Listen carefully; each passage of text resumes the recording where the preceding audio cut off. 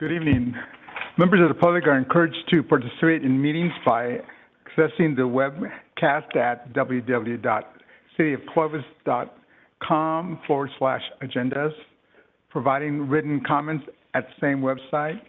3, participating by phone or by coming to the City Council meeting in person.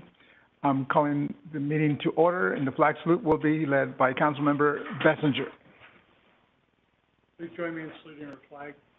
I pledge allegiance to the flag of the United States of America and to the republic for which it stands, one nation, under God, indivisible, with liberty and justice for all.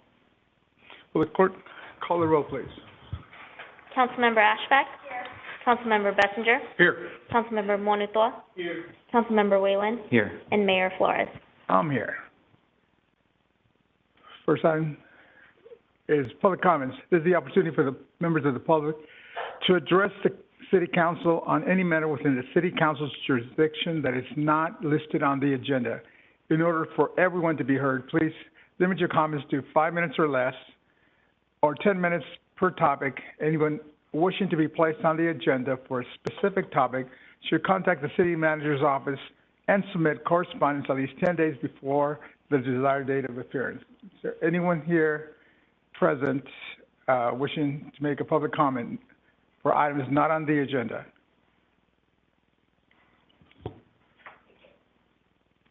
Hi, I'm Cheryl Madrano, 134 Sunnyside Avenue, Clovis, California, 93611. We spoke last week. I sent you guys an email about the updates of what's been going on. So I'm not sure if you received the email. Did you guys get it? Okay, good. So we got a call today from Charles letting us know that he talked to one of the property owners that we've spoke to already and been in contact with, who we went to his house again today to discuss things with him. But we're just really still very frustrated with how it's being handled, with the ultimatums we're getting and the back and forth. Like the engineer that the city hired, actually, the engineer that was hired to come out to our house was supposed to be there Tuesday, and he never showed up. Can't get a hold of him anymore. And now it's getting even worse. So our outside of our house is now cracking significantly. So we just wanted to come here and touch bases with you guys, letting you know that, yes, we found a viable option. None of the options they gave us were obviously viable. But we're continuing to look, and we're hoping that something else falls into place. I can't remember what happened on the fifth wheel potential resolution. Shauna, or no?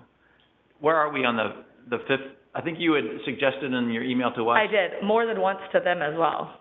Fifth wheel parked in your... On our property, right, with a pod that contains our useful things that we use every day item type thing, because it's obviously smaller. Yeah. But we still have access to that, and we have a storage that we can store all the things that we don't need in immediately, like the couch, the stove, the refrigerator, all that. Mm. But we were shot down with that immediately. Okay. Twice, actually. I can't remember why. Does anybody remember why? Because they didn't want to put property on our property. You mean like some of our personal property or No, just property that we have. They didn't want to purchase any property put on our property. Does that make sense? You mean like purchase a fifth wheel? Right, exactly. I see. Yeah, so it was property for property, exactly. I see. Okay, thank you for clarifying that. Yeah, absolutely. Okay, so the city will continue working with you? Is that, Well, I still have to contact them to get anything done. So, I mean, the calls have been, they didn't contact me. I contacted them once again. So it's not been very active communication. It's been me initiating even more, again, like usual. But like I said in that email, I really feel like they have my neighbor Sherry and I really confused. Because the engineer was at her house the entire day on Tuesday, and she had already talked to the city shop, or whoever talks to her, like daily. And she's a single woman that just had her garage affected, really. So it was like, I'm thinking they have us confused, maybe. I'm not sure. So it's just really hard to have any communication with them. Okay. Yeah, just want to keep you guys updated. Okay, well, thank you for your update. Yeah, thank you. Anyone else? Anyone on No. the web? Okay, we'll go on to ordinances and resolutions. With respect to the approval of resolutions and ordinances, the reading of the title shall be deemed a motion to waive a reading of the complete resolution or ordinance, and unless there is a request by a council member that the resolution or ordinance be read in full, further reading of the resolution or ordinance shall be deemed waived by unanimous consent of the council. Consent calendar. Items considered routine in nature are to be placed upon the consent calendar. They will all be considered and voted upon in one vote as one item unless the council members request individual consideration. The council members' vote in favor of the consent calendar is considered and recorded as a separate affirmative vote in favor of each action listed. Motions in favor of adoption of the consent calendar are deemed to include a motion to waive the reading of any ordinance or resolution on the consent calendar. For adoption of ordinances, only those that have received a unanimous vote upon introduction are considered consent items. Does any council member want to pull any of the consent items for separate consideration? No? Anyone in the public here present wishing to pull an item from the consent calendar? Anyone from the web? No. Okay, so I'll bring it back to council. What's your pleasure? I'll make a motion that we approve the consent calendar as presented. I'm just double checking to make sure that the special events field was updated. The matrix was updated after our last conversation. Honor, who? But I only see 3 things on it, so I guess I'm a little confused. I'll make the motion to approve it as, presented, but I do want to just maybe. Second. go back. We have a motion and a second. All those in favor signify by saying aye. Aye. We have 5-0. So, Well, Sean, Do you want Sean to? there's only 4 things on here, and the last time we looked at this attachment was really long. Are these new? These are new additions to what you gave us last time?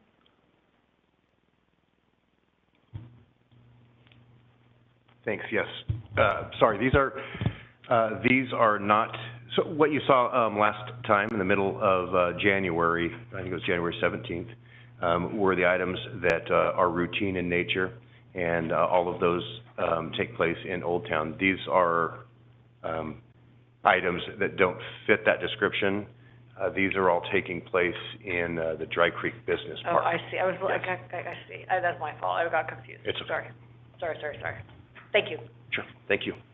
okay, we'll move on to administrative items. Administrative items are matters on the regular city council agenda other than public hearings. Our first item is item 8, consider approval of Master Clovis Trails and Right-of-Way Use Agreement and the Memorandum of Interpretation between the City of Clovis and Fresno Irrigation District. Staff will be Scott Riddell, Public Utilities Director.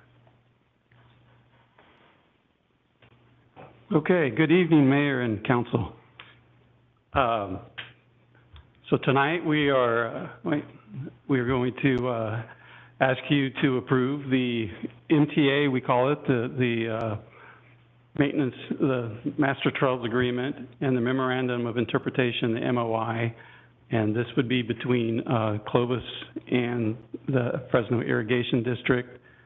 Let me start off by saying we've been working with FID for many years on this, and I've been working hand in hand with Bill Stretch, the general manager at FID, and he can't make it tonight. So he is in protocol. So he got caught by the COVID stuff. However, they did send their best replacement, which is Adam Clace, and he is the Assistant General Manager of Operations at FID, and you can direct all hard questions towards him. Just kidding. No, you're not.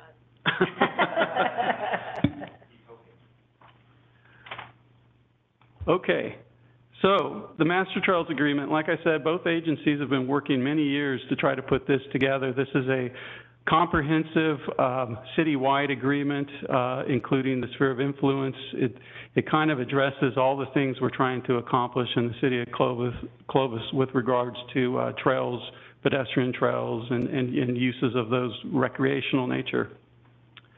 The MTA, and I'm going to use that for short as to the Master Trails Agreement, we are very comfortable calling it at staff level because it's easy for us. Covers all existing and future trails within the city's sphere of influence.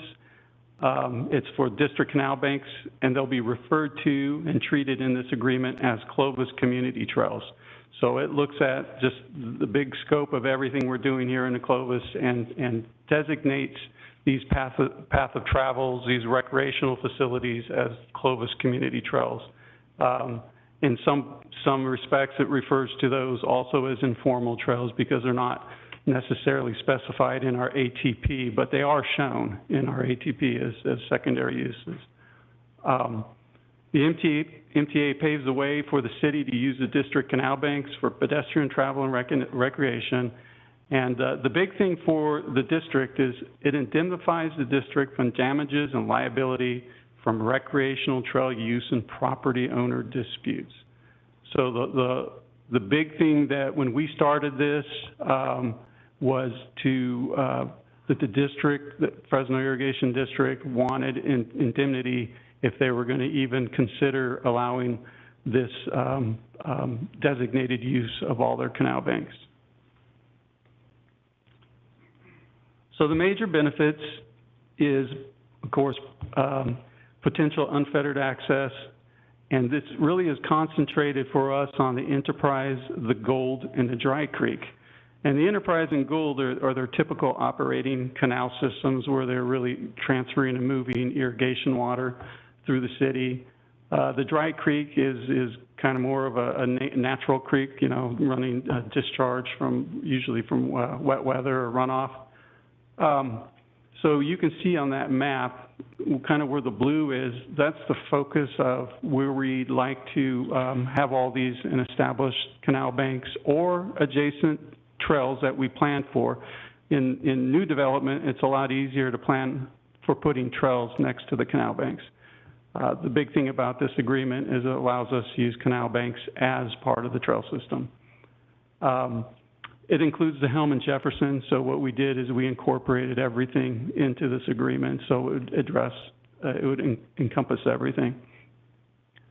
It allows the city to piggyback on the district easements.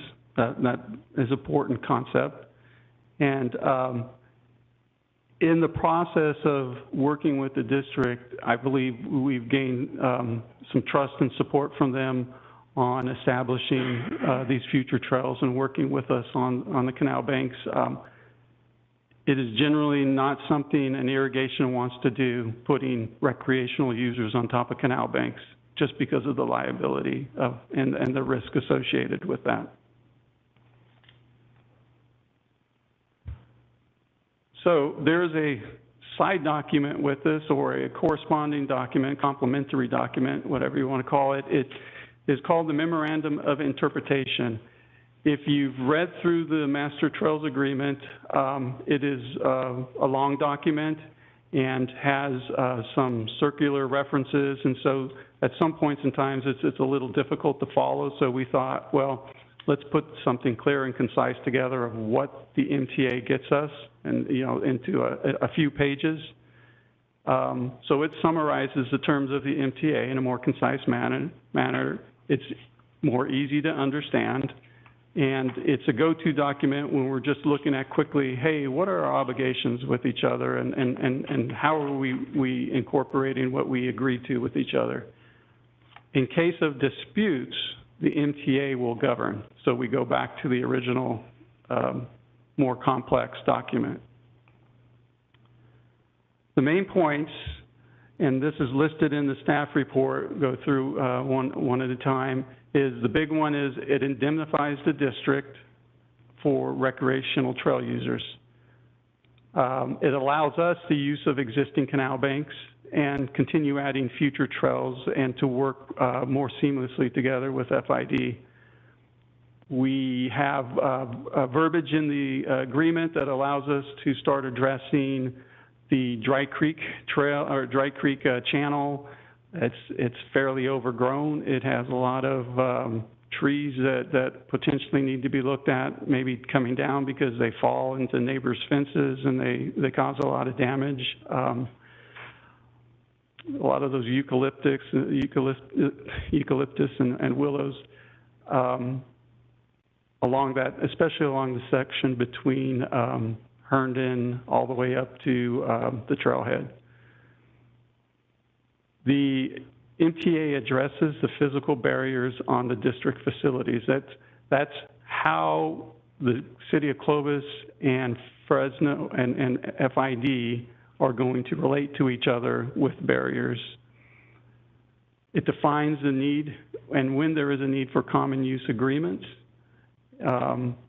And a common use agreement is a sub-agreement to the MTA, and usually you only do those when you're trying to define more specifically what you're trying to accomplish in a certain section.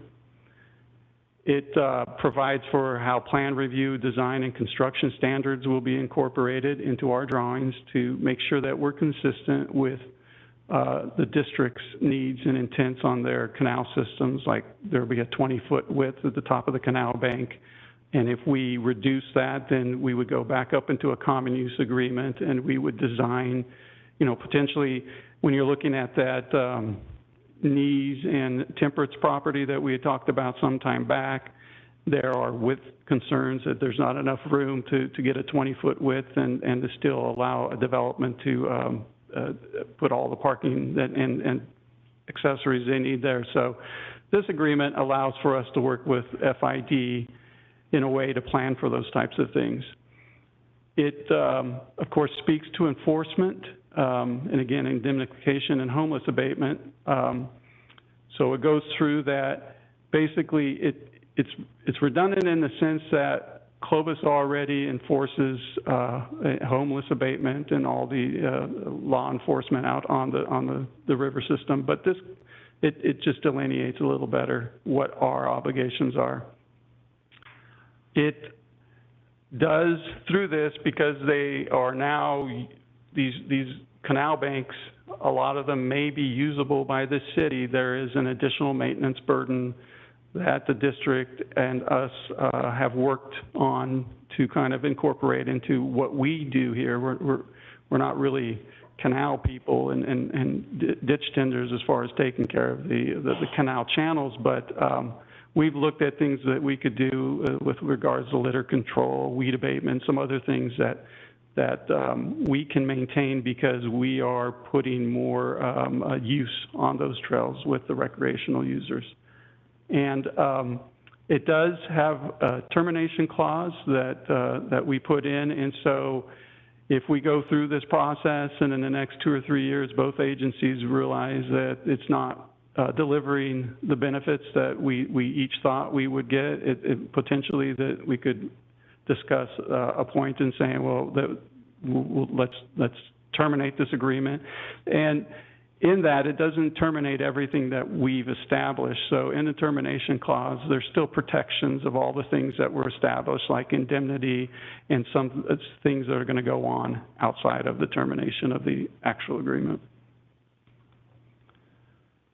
So the estimated fiscal impact, and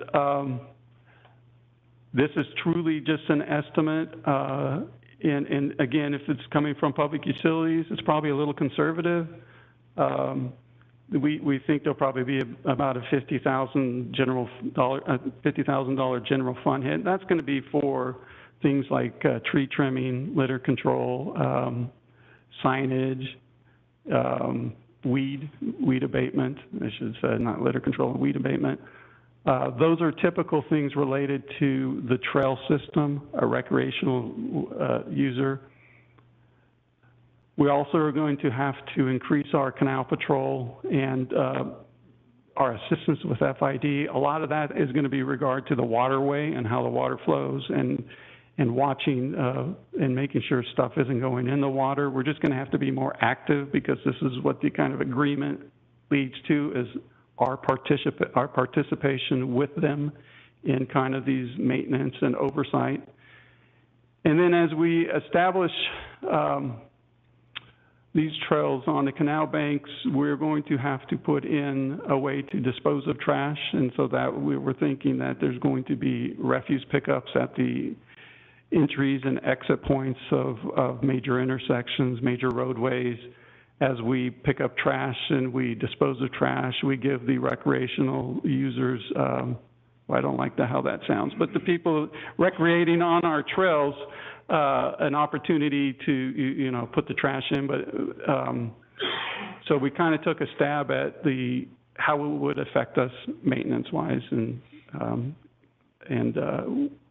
the good news is, you know, we can absorb all that. If this agreement went into effect in the next month or two, we would absorb it through this budget year. We could probably absorb some of it through next budget year as we're trying to really get our foot in the ground to see what are the additional costs, because we have not maintained canal banks before. We have not gone out and trimmed trees actively on canal banks before so that FID can access their canals. And we are planting trees adjacent to their canals. They overgrow it, and especially on the Enterprise.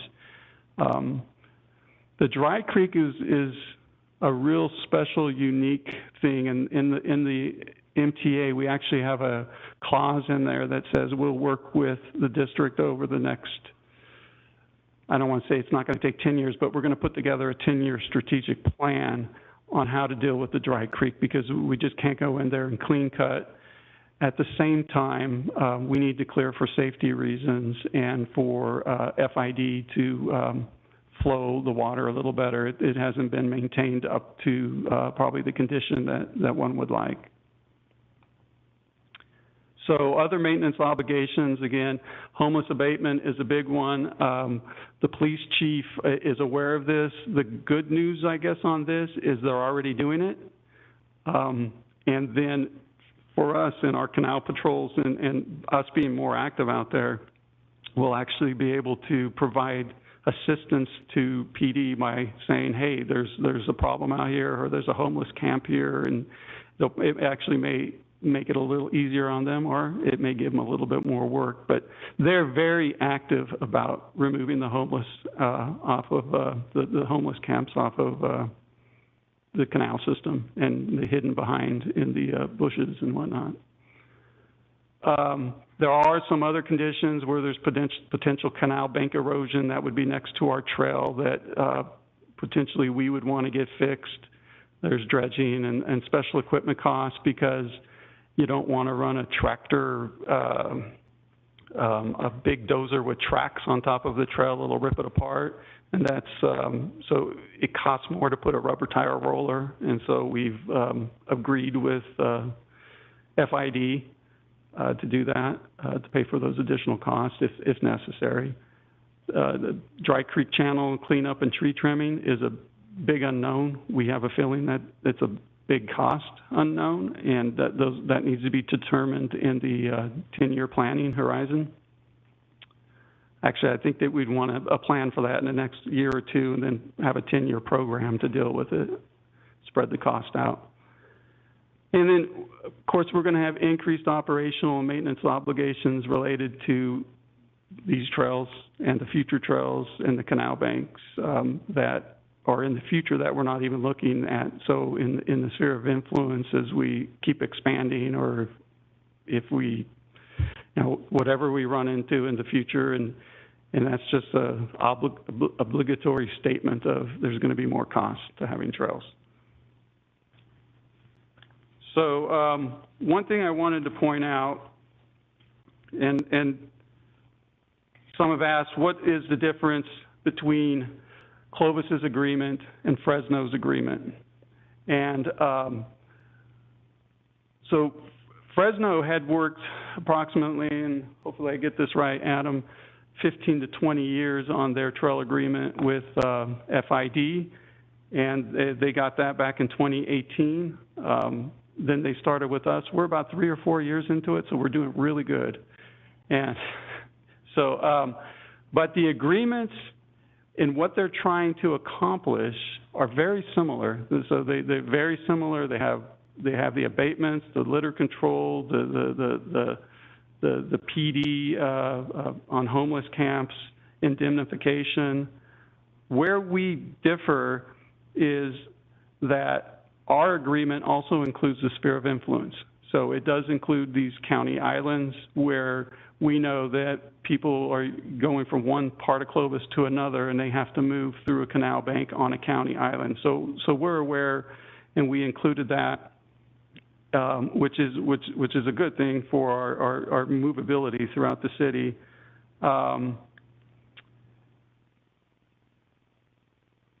We also, I think the big thing here is Fresno, anytime they want to use the canal bank with FID, has to do a common use agreement.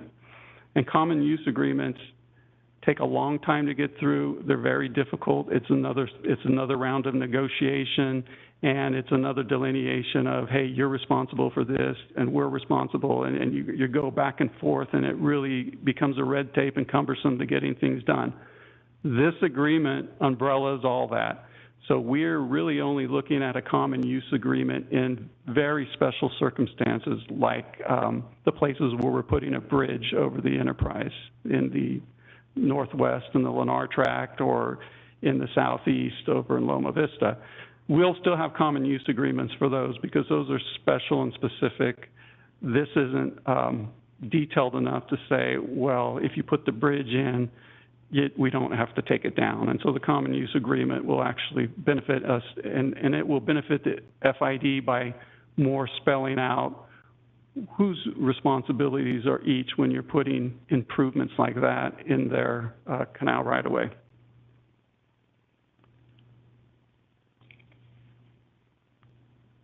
So another point is our agreement specifically addresses the FID and private property owners placing barriers across the canal banks used for recreational purposes.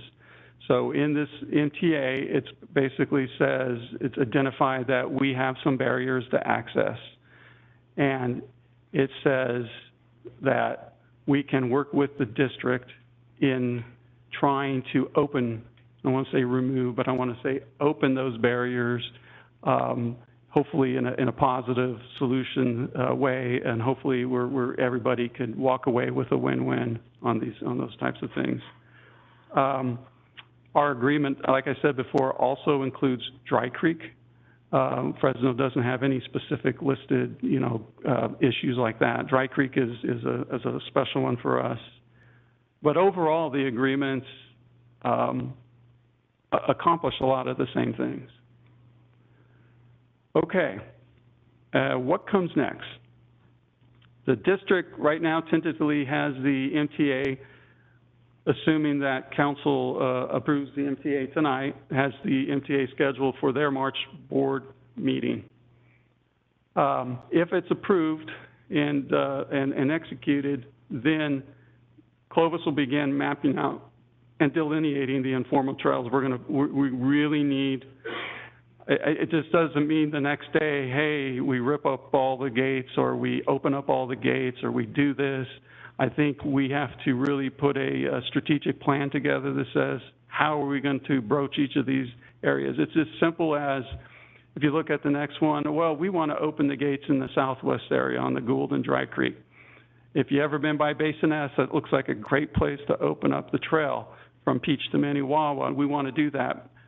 But there's going to be work needed before we can do that, because there are safety and risk issues that we're going to need to address. There's big standpipes that, God forbid, somebody trips and falls into. So we have things to address in kind of and putting those plans. Okay, so how are we going to do that? That also costs a little. It's going to take a little bit of money. It's not a big deal, and we can absorb those things, but it's going to take a while to put all these areas together, to go through them, to go through on the Dry Creek going south of Herndon. I mean, that's another big area that would be great to actually get some actual trails in, and signage and use and entry and exit.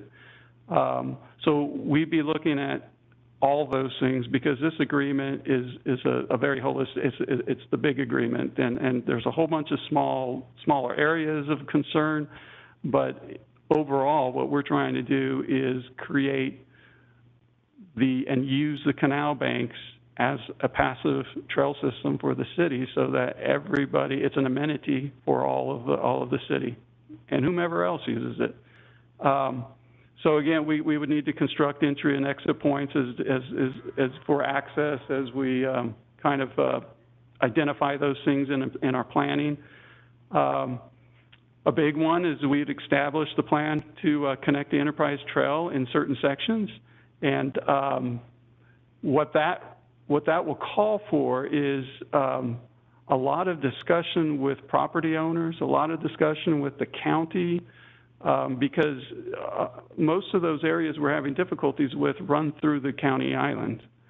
And so we have partners, we have stakeholders, we have interested parties that we're going to have to get with to create a plan and hopefully provide, hopefully through this we can provide a compromise, but a winning situation for each of the parties involved. We will, when the agreement is signed, we'll start our maintenance operations and we'll start figuring out just what that really means. I mean, we've identified what we think we can and how many bodies and resources it would take, but we'll really get a good idea over the next year or so. And then along with this, we'll look to improve not the canals, that's a no-no, but amenities to the canal. So if we were to do, say, put some sort of walkability material, paving material, granite, or DG or something on top of a canal, that's going to call for a common use agreement, and then we would work with the district in being able to do that. I'm sure that they, in most instances, would be okay with that because it makes it more usable to them. The CU, the common use agreement, would then define that, oh, that you put that in, you're completely responsible for maintenance of it and all the things that go with doing that. They're not going to be big on trees, so we'll have to figure out if we have the right way to do trees somewhat away from the canal banks. Trees and tree roots and canal banks, the district doesn't really like. But we're going to try to get some entry features out there. We want to put up signage and monuments. And some things we've been talking about with the district is historic monuments of how the district was formed, why it's there, how the city and the district work together, and on each of the Enterprise, Gould, and Dry Creek, and each can have its own story. So we're kind of looking at making this a real positive out there and doing all these things once the agreement goes through. We've got a lot of planning. And with that, I'm available for questions. Questions? Juan? Sure. Thank you, Scott. I appreciate the very thorough report. I think it answered a lot of the technical questions. I think what assured me is this doesn't mean that trail that you drew up, like you said, we approved, and once FID approves, tomorrow it's fair game, because it's going to be a planning process in which potentially it'll open gradually and also wherever it is most feasible and workable for us residents, FID, correct? Yes. It'll be very step points. Okay. Yes. And it also will ease the concerns of those whom we got letters from with regards to the barriers that they don't come down tomorrow, and our plan is not to just not work with them, because that may be where it could be 10 years before we even figure that one out, or it could be where next year we can figure it out, correct? Yes. Okay. How does it work with the canals going into other jurisdictions like south of us to Fresno to the other? Will there be transition? Will there be something there planned out? Is that something you're working on? So I think right now, if there is no gate on the canal bank, it already transitions naturally, and people are using the canal banks. And just like in Fresno, people are using the canal banks. The county, they're already using the canal banks. Okay. The only time that there's an issue is when somebody gates it. Okay.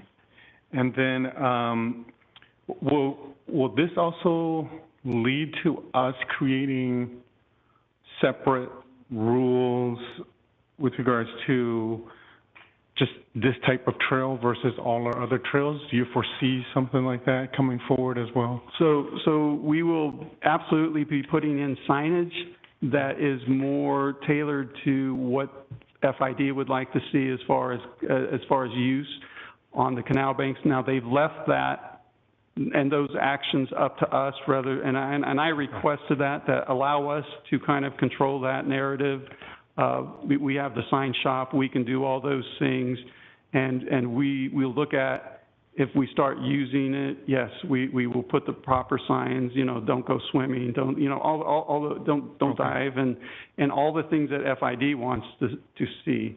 But we're not bound by it, but we need to do it. Yeah. And then I'm sure you will also then help us and the public with regards to where it actually crosses streets on where there's really no pathway across. Yes. I see it like at Nice there. Yes. At Nice and Temperance. And so that's something we're going to have to really educate the public with signage. And with that, and we've looked at, again, it's unfortunate everything costs a lot, but there are hawk systems, there are systems designed for those crossings so that we can create as safe as possible crossing as we can. Okay. And let me see. But the fact is, they're all using them right today without us doing anything, because the canal banks in most of the city are being used where they're open and in the county. And my last either comment or idea is, if we can work with the county and with our plans with regards to Measure C to make sure this is somehow incorporated so that way they're identified. So the next cycle, it is not something in which FCTA or the advisory committee will go, that's not part of your plan. We never had this. Yeah, they're updating the ATP, the Active Transportation Plan, right now, identifying all these. They're already identified in our ATP, but they're going through a refreshing of it. And yes, absolutely, these will be identified for funding opportunities and other opportunities that are available. Excellent. Thank you. Drew? Yeah, before I start, full disclosure, I reside within the conflict of interest distance of the Dry Creek Canal. I love our canal systems, our trail systems. They're truly a neighborhood and community enhancement. But in your presentation where you talked about estimated fiscal impact, there was no mention of the Gould Canal, and I'm just hoping, and this is probably a discussion amongst us, while I would love to see the connectivity north of Herndon and in the Loma Vista area, I would really like us to focus our initial efforts south of Bullard, west of Clovis Avenue. Our older neighborhoods, when we planned neighborhoods 40 years ago, you played in your backyard. We have existing canals that would link shopping, schools, and some existing parks. And these are our neighborhoods that struggle with, they really struggled in the last foreclosure crisis because people walked away, and this is probably the area in town that has the lowest socioeconomic level, and I think they need the most help. So I don't know if this is the time for that conversation, but I would like us to focus on that before we focus on fixing or enhancing existing canals, which are already pretty great. That's all I have to say. Yeah, I'd like to say we can multitask, but it's absolute. We talking about the southwest, the underserved areas. That's a big component here. This does allow us to get into that, and we have looked at some maintenance costs, assuming that those stretches open for use. And I'm hoping, Lynn, I'm hoping that this is something that we could take advantage of Measure C funds for, because one of the social justice things that are being pushed by lots of good folks, these people would definitely fit that category. I think there's a misnomer that once you go into the city of Clovis, you get money from us, and you don't. There's a lot of our neighborhoods struggle. That's where most of our apartments are. So if we can link kids to linear parks along these trails, to existing parks, to schools, helping our older folks get back and forth to Costco to have a Polish dog or do their shopping, and hopefully bringing their shopping cart back and not leaving it on the canal. But this is something that could be a force multiplier for us, since we can't just spend money on existing land for parks because it's just not there. This agreement, it definitely allows us to look at those. Thank you. Lynn?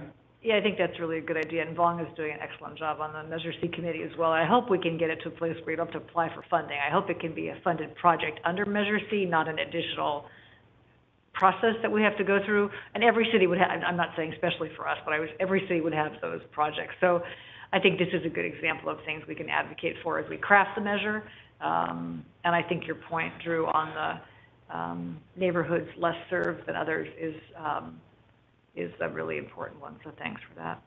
I was just going to ask a question, Scott. Are there any other costs, maintenance costs, and you made one reference to PD, any other city costs that you came across? I mean, there's probably some law enforcement on trails, but maybe not. They're already doing enforcement out in these areas if they have a problem. Anything else? You covered trash pickup. I covered all the kind of obvious ones. PD didn't have any other concerns beyond? No, and we did identify in the staff report, if I was able to bring that up real quickly, the second page to this slide right here in the staff report shows the unknown potential. Okay. The biggest unknown potential is Dry Creek, of what the cost could be. Everything else is, we could put something down for it. It's not going to be, it's not going to break our budget. We'll come up with a way to make it happen. And then, thanks. I knew that. I just wanted to hear. I wanted to have it on the record that you said that. Can you just address these two public comments that we got? I think they're related to each other, and I know Mr. Krzan is here to make his own public comment when it's hello. But I mean, can you weigh in, because both of these property owners seem to have the same recollection on the I read them quite quickly tonight, but I think that's what I'm reading. The first public comment I have is Mr. Bricks. Oh, okay, and I actually did. I followed up with him this afternoon, and we had I think a pretty good phone call together. I explained to him the process we're going through. I think he was worried about that Clovis was going to go out there with a big stick, and I hope to have put him at ease in that, the agreement allows us to continue the process of talking to the property owners, to the county, and with FID. If we didn't have this agreement, we wouldn't be able to even really proceed, because FID was a barrier to access at that point in time. So for Mr. Bricks, I did explain that when or if this is approved, and if the district approves it, that begins the process of, his bottom comment on his concern was, he just wants to get at the table and really talk about, what we plan on doing and have an idea. And I told him, well, absolutely. This starts that process that we can sit at the table and discuss, is there a path forward? What does that path forward look like? What does it entail? What do they need from opening up the backside of the canal? We also need to talk about the trails proposed on the front of their houses. And that's in the ATP. So there's a lot of things that they may be interested in talking about, and this agreement allows us to move forward in that fashion. And his comment about, his last sentence in his letter says, "I'm also willing to fully exercise my rights as a property owner," meaning I don't have to give you access at all.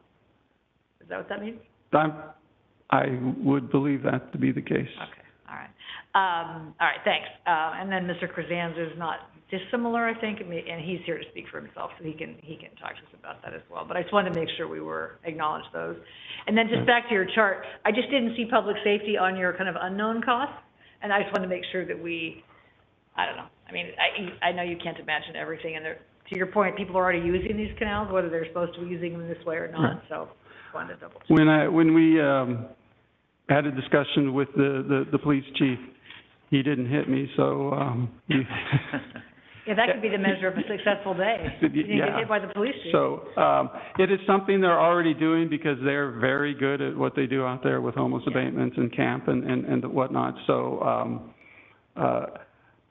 I don't foresee any additional active presence out there because they're already doing what's necessary to keep our city clean.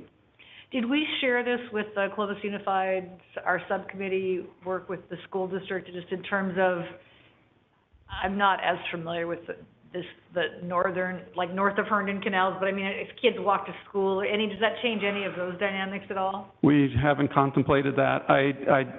If they currently use the canal banks, they probably would continue doing it. We have intentionally, or maybe, we haven't done much sharing because we wanted to get this agreement worked out with the district so that we could then start broaching all the other parties to what we're contemplating, especially the county, and Clovis Unified would be another one that we'll send and sit down and talk with if there is money and safe routes to school or things like that. That would be another big thing to use and go after. Probably be good on the agenda the next time that subcommittee or the two boards meet, but I think that would be another important conversation. Thanks, John. Well, yeah, thank you, Mayor. So, thank you for your report. Thank you for your work. Thanks to FID for their participation in this process.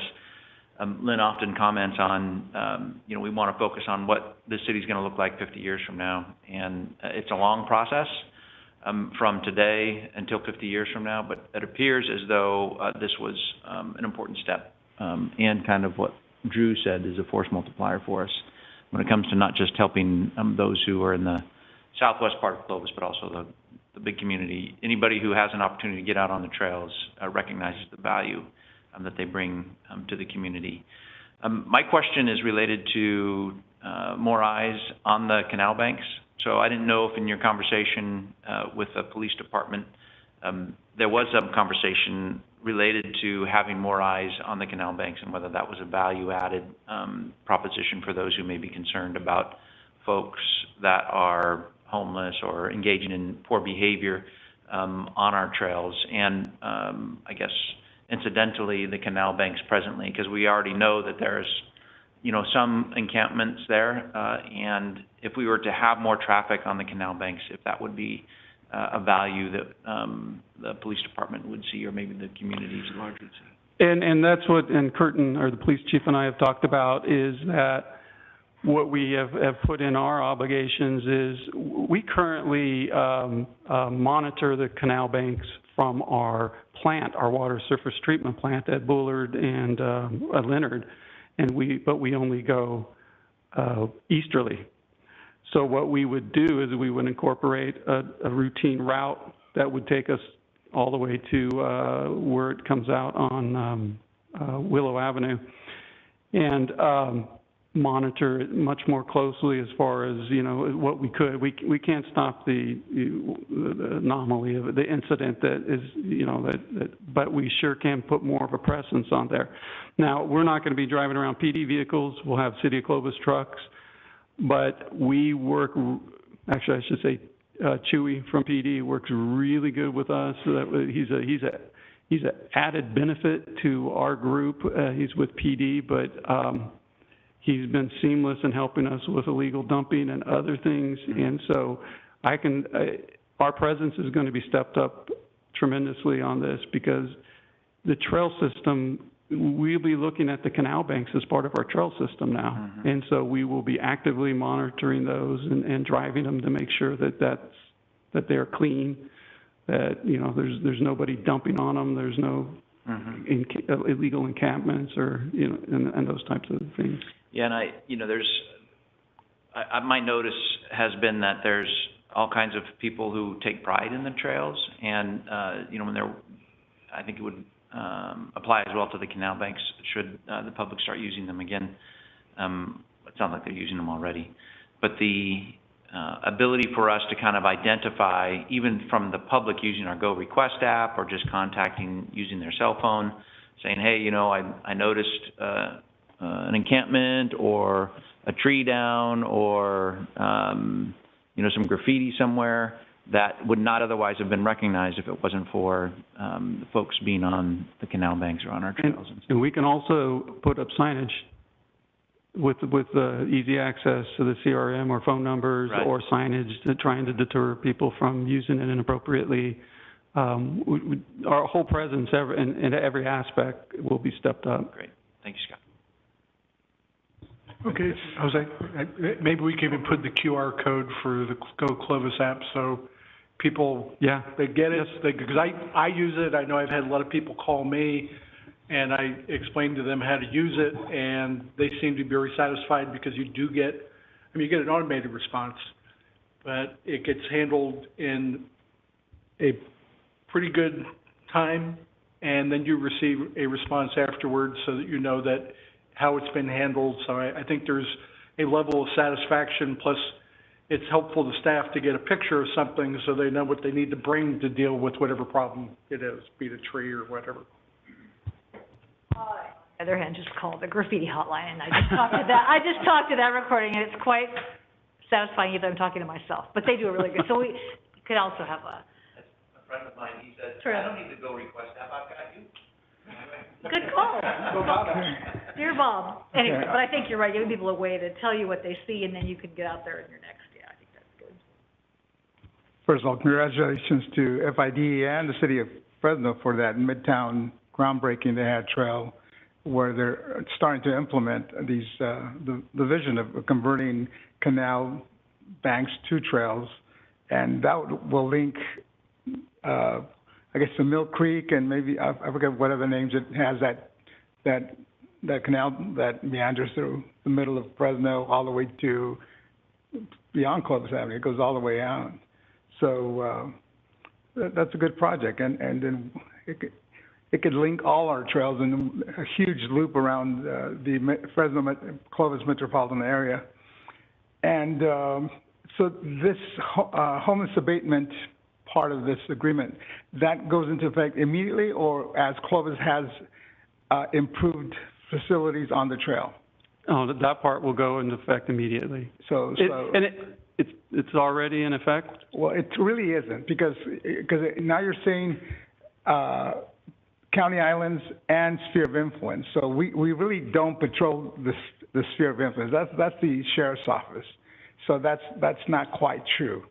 So and county islands, that's still not quite true. So I guess because the calls for service in those areas go to the sheriff's office.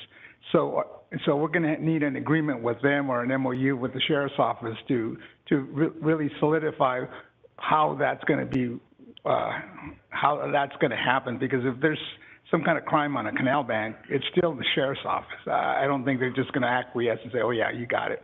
They may, because, you know, but there's going to have to be some kind of agreement between the two agencies, who has priority, and jurisdictionally wise, it's going to be the sheriff's office, and then we will go and assist, but especially if we have an agreement with the FID that says we will.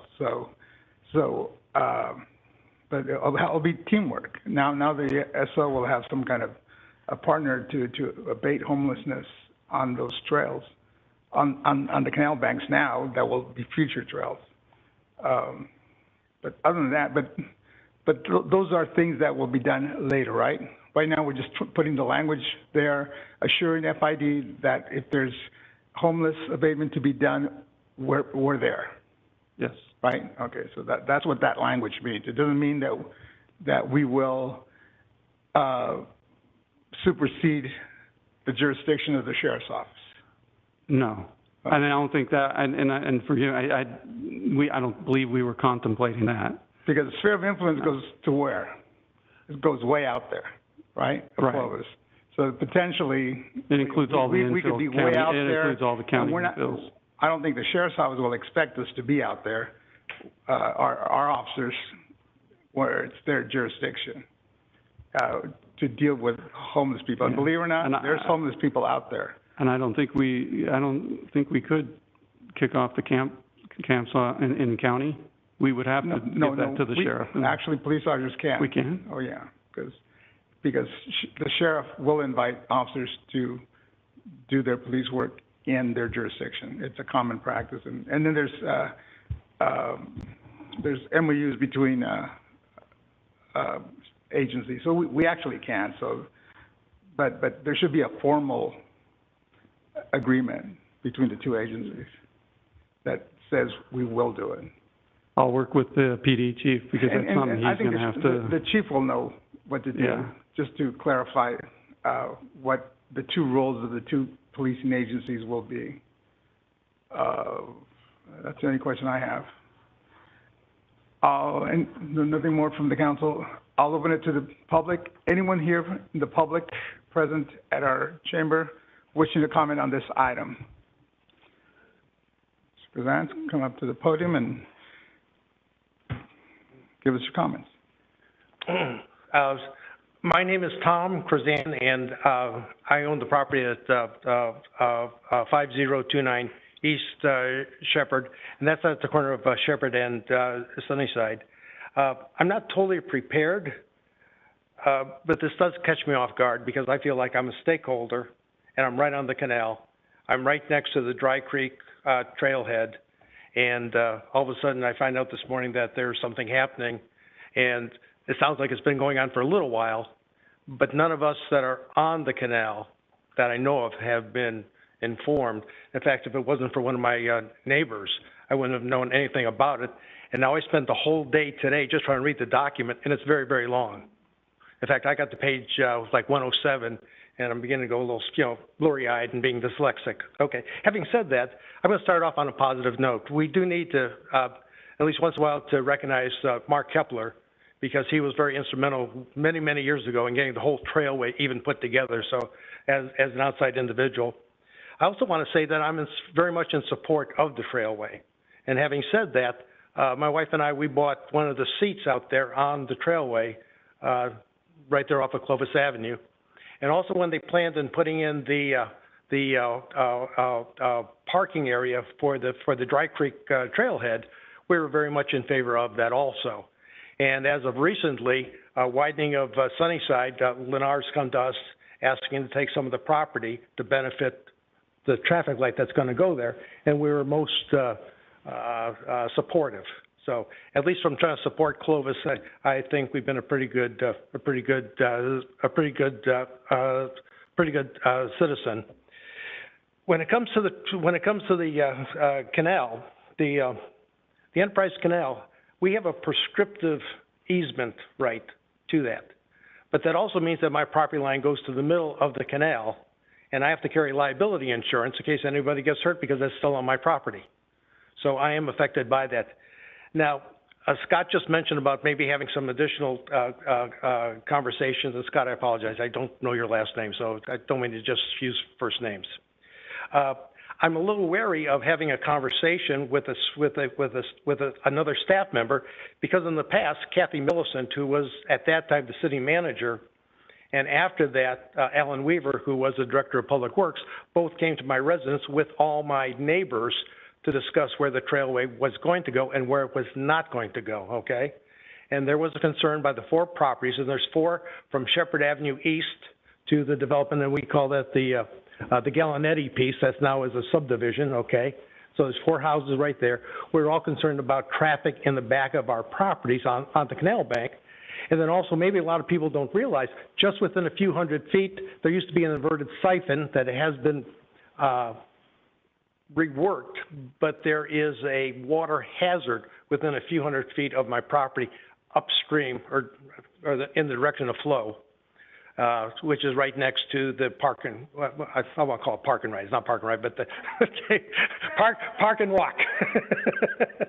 Okay, now, so one of the things that we've experienced since they put in the trailhead there and parking, and I didn't anticipate this, and in all fairness, I'm gonna shame on Clovis, we get a ton of trash that comes over onto our property, and nobody bothers to come over and clean it up for us. Now what we're beginning to experience is needles and used condoms. Now, in that house, I own the property, I'm gonna get a little teary-eyed. I've got my daughter, my granddaughter, and another female that live there. And we're beginning to see things that are really very uncomfortable, okay?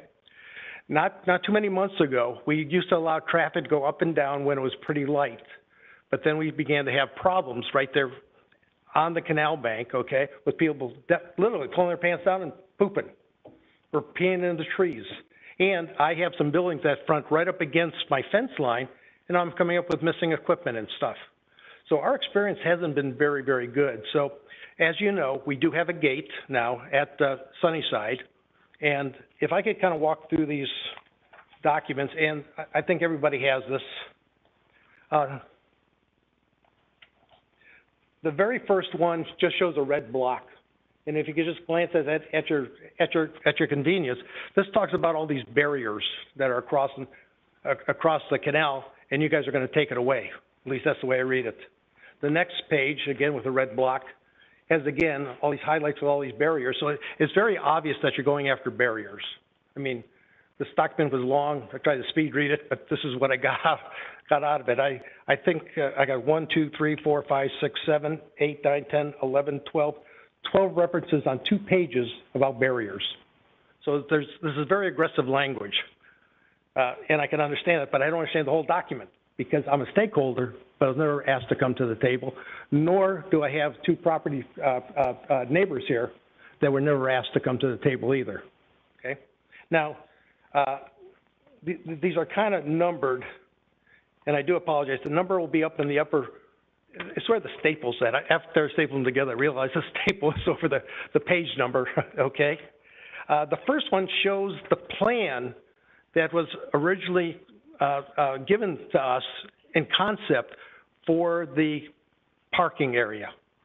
And was the intent, and you see the 3 red arrows, those were the directions of the proposed trailway. And where it comes to Shepherd and Sunnyside, it was intended to go diagonal across there to get it on the north end, which I understand is now owned by Leo Wilson, and that's what we call the pecan orchard, okay? And it was always our understanding that the road, if it was going to get realigned, was going to get moved further to the north into that piece that Leo Wilson now owns. If you look at the, and I apologize, I'm a number off, but the next one here, okay, if you go to the Gallinetti property, which shows the new construction here, okay, that's a full subdivision now, there's a piece of land that my neighbor, and we call this neighbor number 4, okay, now has a thoroughfare from the canal bank all the way to Shepherd Avenue. That was discussed in the times of Kathy Millicent, Alan Weaver, and even Steve White, who at one time was the director of Public Works here. All 3 people told me that's what was going to happen. In other words, it was never the intent to have any traffic in back of the 4 properties. It was never represented that way, okay? If you take a look at the next one, it's just kind of another indication. If you take a look at the way the trailway is now physically laid out, this meets the intent that was originally discussed by staff from Clovis. I don't see any place on this one here where it's proposed to take the canal bank and back of my property there on Sunnyside and connect into this parking lot. And I don't mean to be moving through these too fast. I don't know how much time I have to talk, so. Also if you take a look at, Also, if you take a look at this one here, you'll see an orange arrow, okay? I lived there for quite a few years, and of course I'm, familiar with the area and things like that. Okay, the canal water speeds up through that zone to get underneath Dry Creek. okay? Dry Creek and the canal come together, and they're connected hydraulically with some gates and valves and things like that. But the velocity of the water greatly increases there. That's why we don't go swimming in the canal, because you only have a few hundred feet. If you can't get out, you're gonna get sucked into this thing. So when it comes to a liability, somebody horsing around that doesn't know anything about that, get some young kid, you know, someday in the north part of my property that's walking down the canal bank, says, oh, gee, it's hot, let's jump into the water. You know, sometimes the water doesn't look like it's moving very fast, but in fact it is, and it gains super speed to go through the structure. So this is like going through a food grinder, for lack of a better word. The next one, I want you to know, it took me forever to print these out. My printer was really slow. so this is kind of a rough representation of where we were told the trailway was going to go. So this is like a, you know, pull it together picture, if this makes any sense. And if you see on the right side, you see that white area. That's an existing corridor that has been built specifically by, I guess, by Clovis or whoever did it, and this is the property owner, that has a barrier on both sides so people can't get into her yard when they're going there. So this was the intent, and this was actually physically built. This is another indication of that's where the trailway was going to go. Not only the layout of the parking area, but also this physical structure that's here right now. This picture is just a quick view of where the water builds of velocity, and it does because it becomes a restricted area. Same amount of water going through a restricted area is going to build up velocity. That's just common engineering. I have a picture of the gate. Since we put up the gate, how can I say it? Prior to putting the gate up, and I really struggled with putting it up. And being, well, first of all, this gate's been here forever. So I don't want to act like what it was, but it was open, okay? It was here ever since I bought the property. And I'm going back 1980s or even a little bit before that, okay? So that gate was already there. We finally had to close it because of the interference we were getting from folks. Now, once we closed it, and there's a sign on it, and the last page is going to show that, there's a sign on it saying this is private property. You can't walk here. We got death threats. I got threats to my business. I've got a water well drilling company now called Kings River Drilling, and I'm getting people calling me and threatening me with harm. Now, Steve White was kind enough to put me in contact with the Sheriff's Department, talk to the Sheriff's Department, okay? But, you know, I'm not there. It's my daughter, my granddaughter, and another female. And here are people, you know, threatening us because they can't walk in where they want to walk. But the problem is they were abusing it anyway. Or not anyway. Some people were nice, but too many were not. So. And Tom, this is one of the barriers that in your highlighted language would be, this is an example of the barrier you're talking about. That is exactly our barrier at our place. Okay. Yeah, right. Yeah. Now, I understand there's another one at the other end. I didn't photograph it, I haven't seen it, but obviously traffic turns, it goes north from the canal bank up to Shepherd Avenue, and then it looks back east from what I understand. So I haven't walked it. Kind of going back to this one with this barrier, there's three logos at the bottom, and those logos include Fresno County, City of Clovis, and Metro Flood, or Fresno Irrigation District, excuse me. And it's saying, this is private property, keep out. So we've had the support of not having people pass through. We have the design, at least the pieces, that if you put it together, signifies that people aren't going to walk there. So I just want to make sure, because again, the language, and again, I tried to speed read this thing, just seemed to be awfully aggressive. And we're in a situation, you know, we're here to be part of the community, whether we're an island or whatever, but we are at a little bit of a disadvantage. If there's any problems, my only option is to call the Sheriff's Department. Okay? You guys aren't going to really, you know, you're not going to patrol it with your police. So we have to watch out for our own safety. And we don't have access to sheriffs as quickly as you do to Clovis Police. That's just part of reality. So I appreciate it. I don't know if anybody has any questions, but hope I didn't take too much time. Well, Tom, by signing this agreement, what you heard today is that immediately our officers can take care of any problem on that canal bank. So you will, if there's a problem on that canal bank, you can call Clovis PD. And two, the language as I read it, nothing happens to the gates today. Well, it sounds like it's the intent to pull the gates down. That's, But that will happen only with you in the conversation. well, that or else you're going to sue me or something. I don't know that. Because again, I was given verbal commitment by Kathy Millicent, city manager, And it's Alan Weaver, Director of Public Works, and I didn't throw Steve's name in, but Steve White at a different time confirmed it. That's why he was so quick to have that sign put up. When I said, Steve, do you remember? He says, we'll put the sign up now. And that sign's only been up there for what, 6 months or something? Or maybe, you know, it's relatively new. So don't get me wrong, I hear what you're saying. Do I feel confident? The answer is no, because I was never told that this was even happening. I'm a stakeholder. So all of a sudden, a stakeholder, and I'm having to stand up here and talk to you guys, I'm at a total disadvantage. So do I feel comfortable with the proposed relationship? At this time, the answer is absolutely not. I don't mean to be disrespectful, but I'm a stakeholder. A very, very hands-on, right there. I live there. My family lives there, and these people. So it's kind of emotional. It's really important. So. Can I just ask a quick question? Tom, on this picture with the barrier, the one that we were just talking about, Yes. can't I just walk around that sign? I mean, it's not really. That sign sticks out further so people do not flip around. So they extended that, and I presume Fresno County did. So I can't just walk around the sign that says public don't go down? No. Okay, I couldn't tell from the photo if it actually stopped me or just I had to walk around it to get. No, you cannot walk. You'd have to swing all the way out. Now, what people sometimes do, they'll walk through my yard, through my property, and then get back on the canal bank and continue walking. Doesn't happen very often now, but it was problematic for quite a while. And I think finally people have gotten used to, hey, this is private. It's private property. And these buildings that we can see in the photo are those buildings that you said on your property near the property line? Right, they're right there, Yeah. right on the fence line. Okay. Yeah. Okay, thanks. Yeah.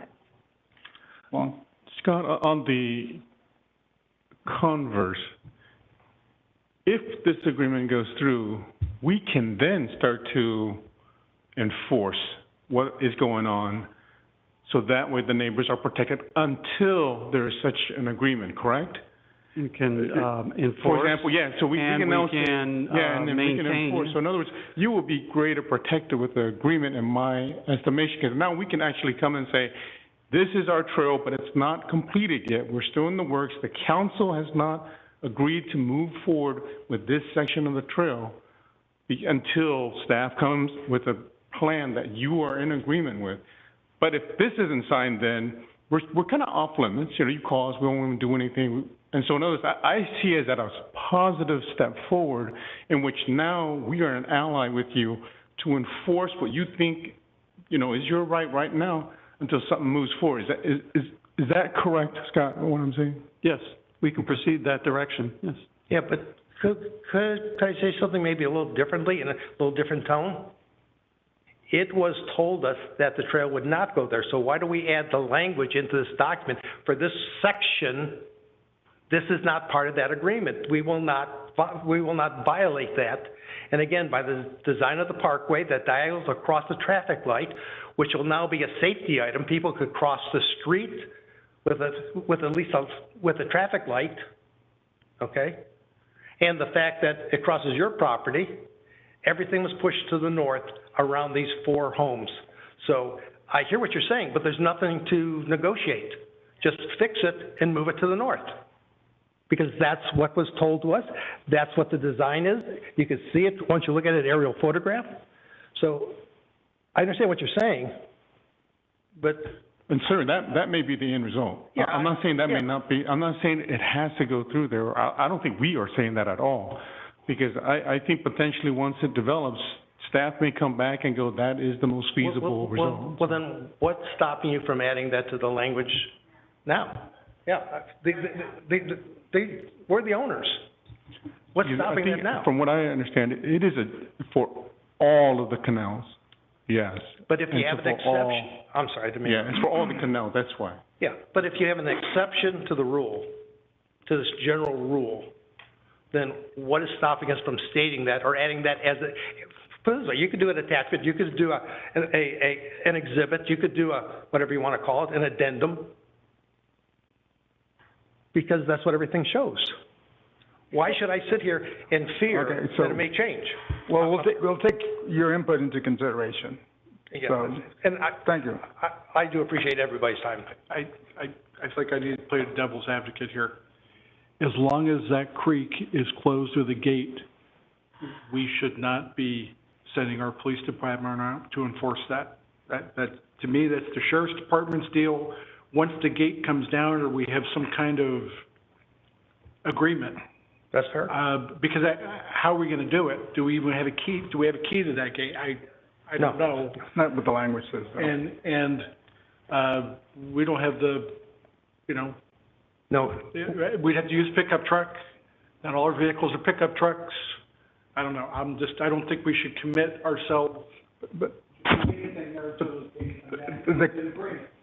the commitment is for homeless abatement. So if all of a sudden that section of the canal has a homeless invasion, then we can do something.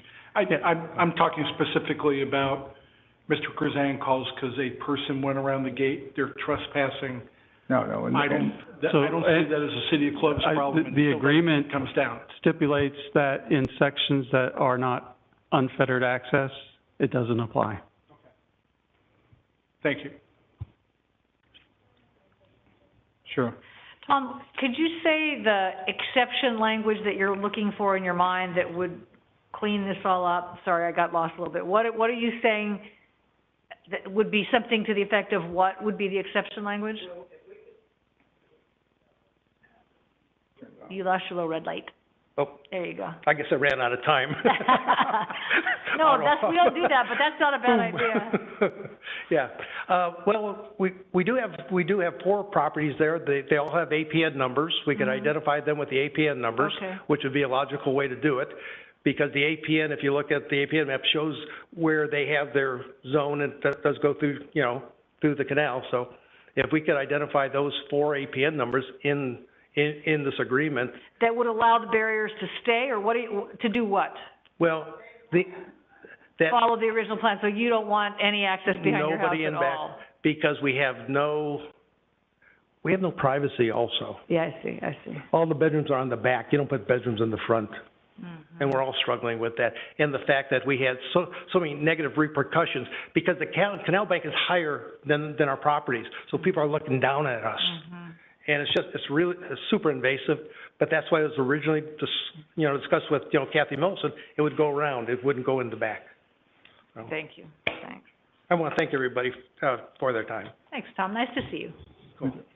Anyone else here wishing to comment on this item?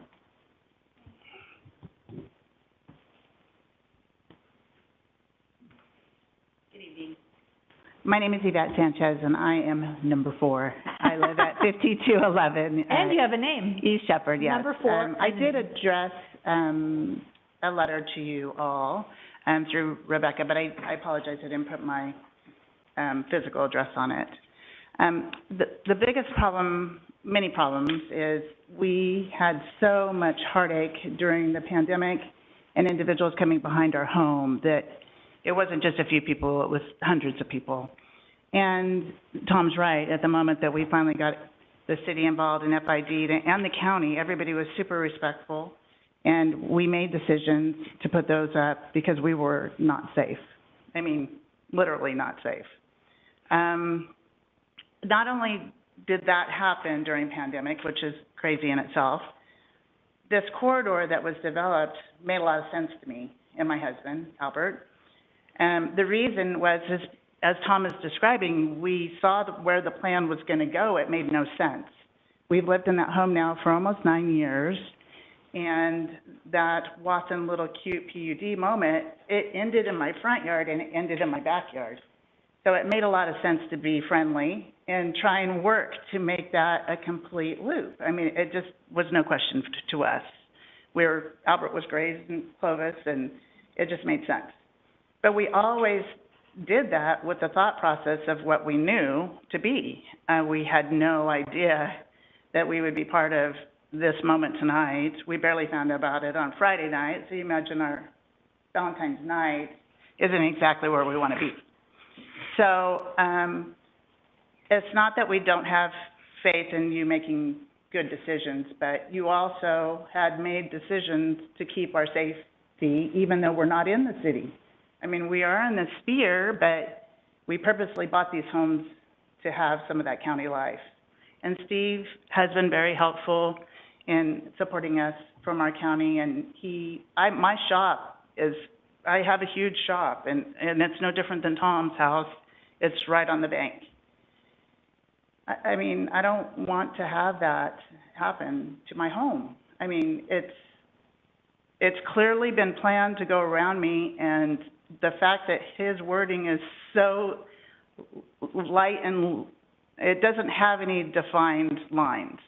And so that is why we are here. We're wanting you to define us out of this moment, because we've already done our time fighting over this ditch bank, and we're happy, and we didn't know that we would have to be here and have this conversation with you all, but we thought, honestly, that we were done with this. And because we honestly thought it was going to go on the other side of the road and on through with the next person that developed and knocked down those beautiful trees, which we're still sad about. But, I mean, you know, we're not trying to stand in the way of progress. We're just trying to live our lives. So we really beg you to consider putting our homes on a separate sphere than what this man's suggesting, because it's not been an easy road. Thank you.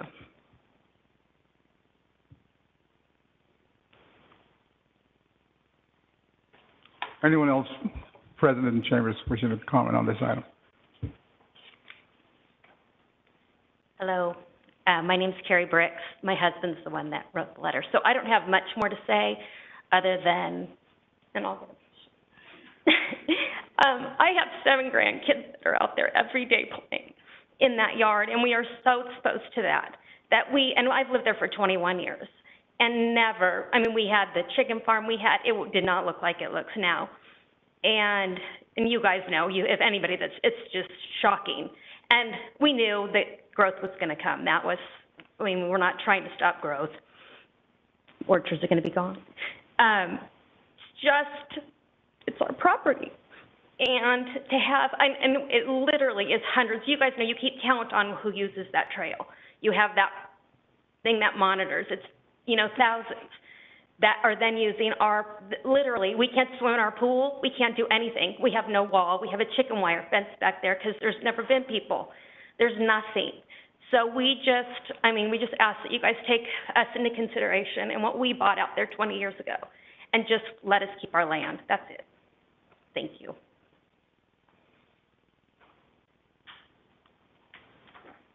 Anyone else present here in the chamber?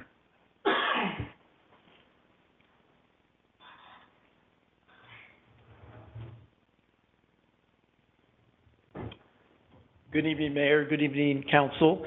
My name is Adam Clays, the Assistant General Manager Operations of Fresno Irrigation District. And like Scott said, our General Manager, Bill Stretch, apologizes for not being able to be here, but he is under the weather. But on behalf of the Fresno Irrigation District, I'd like to thank the City of Clovis for working together to establish a citywide canal trailway system framework. And this agreement is an example of the collaborative and cooperative relationship between FID and Clovis, and we thank them for this partnership. The canals throughout Clovis have delivered water to residents, to surrounding agriculture for 150 years. FID just celebrated its 100-year centennial last year. But many residents have also utilized these canal banks during that same time for many years for walking and bicycling. But we look forward to continuing our longstanding partnerships and this being one of them. Thank you. Thank you. Wong? Adam, I had a question for you, Adam. I had a question, yeah. In your agreements with other jurisdictions, is there anything in which, Mr., is it Cruzan stated where there is exceptions on any other agreements? Has that been done at all? Well, if you're referring to like the City of Fresno, Yeah, City of Master Trails Fresno, Agreement, so that one, like Scott said, is structured differently where, any canal corridor that, a trail is to be constructed on, it has a common use agreement. And so there's specific parameters and requirements, that need to go in place for that particular corridor, and there's specific needs, whether it's gating or pavement or whatever it is for the trails. With this agreement, a common use agreement is not necessary unless there are specific things like what Scott mentioned, where it could impact the canal bank in terms of FID access and operations there. Okay. So, but you haven't ran across that with Fresno where you do have a common use, but these 4 properties are not excluded? yet. Okay. I mean, we had our the groundbreaking ceremony last Friday to kick off the very first section of the Midtown Trail, but it's still fairly early on in the process with the City of Fresno. Okay, thank you.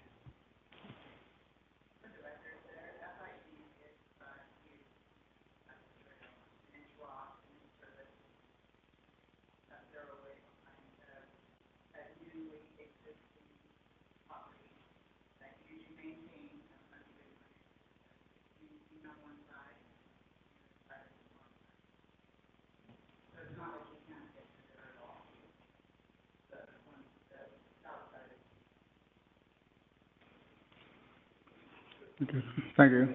Anyone else? Public comment? Seeing none. Anyone on the web? Yes, we do have Mark Kepler online. Mark, you are unmuted.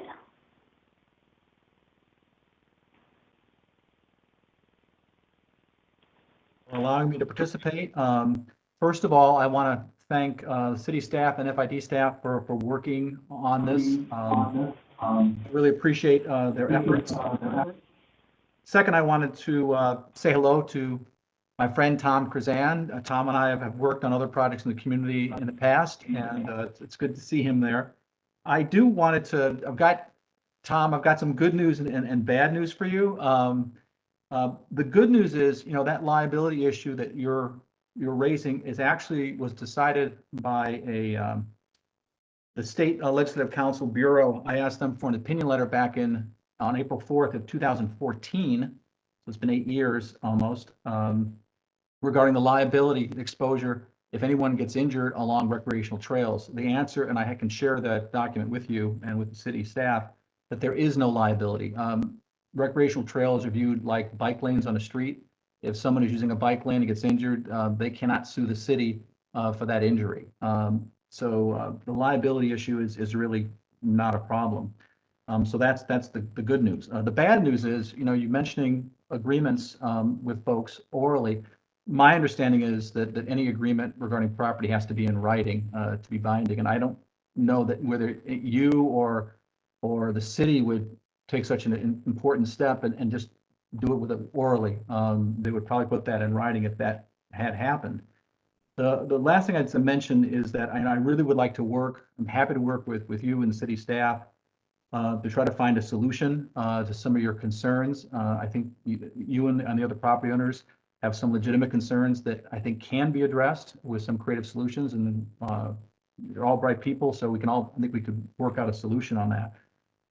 But that's all I'll need to say on that. I did have an opportunity to talk with Ryan Jacobson, who's on the FID board at the Midtown Trail Crossing.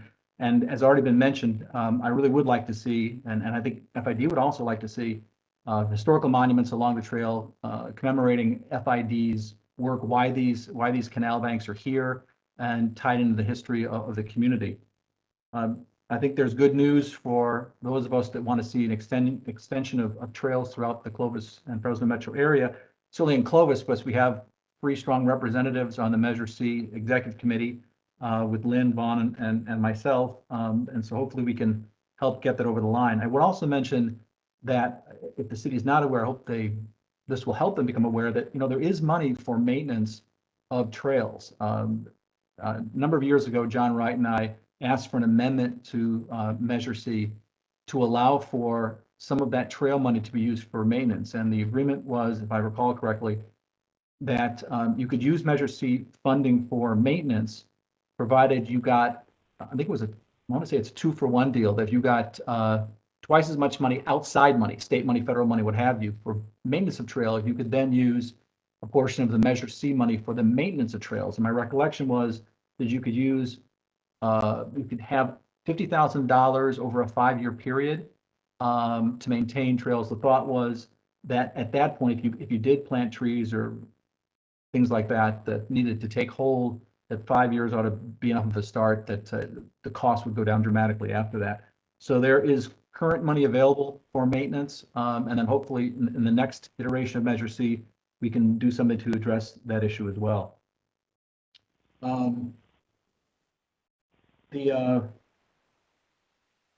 last thing I wanted to mention was I want to thank the vision, frankly, of FID and the city council for seeing what they could do to take these public assets, which, the canals are primarily there to move water. It doesn't mean that is the exclusive, necessarily has to be the exclusive use of that asset. And I want to just tip my hat and say thank you for thinking of other ways that we can more effectively and efficiently use the public assets that exist in our community. And, creating trails and an amenity for our community is certainly one. And I think that we're all really proud of the fact that Clovis is well recognized for just doing a fantastic job in building and maintaining their trails. So I'm very excited about this agreement and very pleased that city staff and FID were able to work this out. And I just want to say forward, looking forward to building more trails in Clovis. Thank you.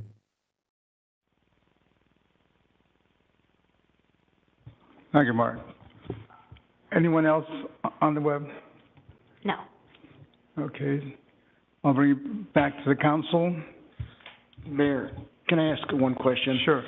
Scott, in looking at Mr. Krazan's handout, page 4 on the top right-hand corner, if you could take a look at that. Staff is unfamiliar with the alignment that he has put here. Scott, are you familiar with it? And also, any trail plans that we currently have in place, does it show differently than what Mr. Krazan has? Okay, so I did, Mr. Krazan sent this email earlier. This page did come through in the email, and I looked at it. I have not seen this plan before. There are some just obvious problems with it in some of its assumptions. We do have an ATP plan, the active transportation plan, and we have our master plans, and we have others that I started looking through, and I knew that was there, that identify the canal bank as a passive trail for the city. It also identifies potentially using Shepherd as a bicycle active trail portion, pedestrian pathway. I am not familiar with this plan. I'm not sure who put this together.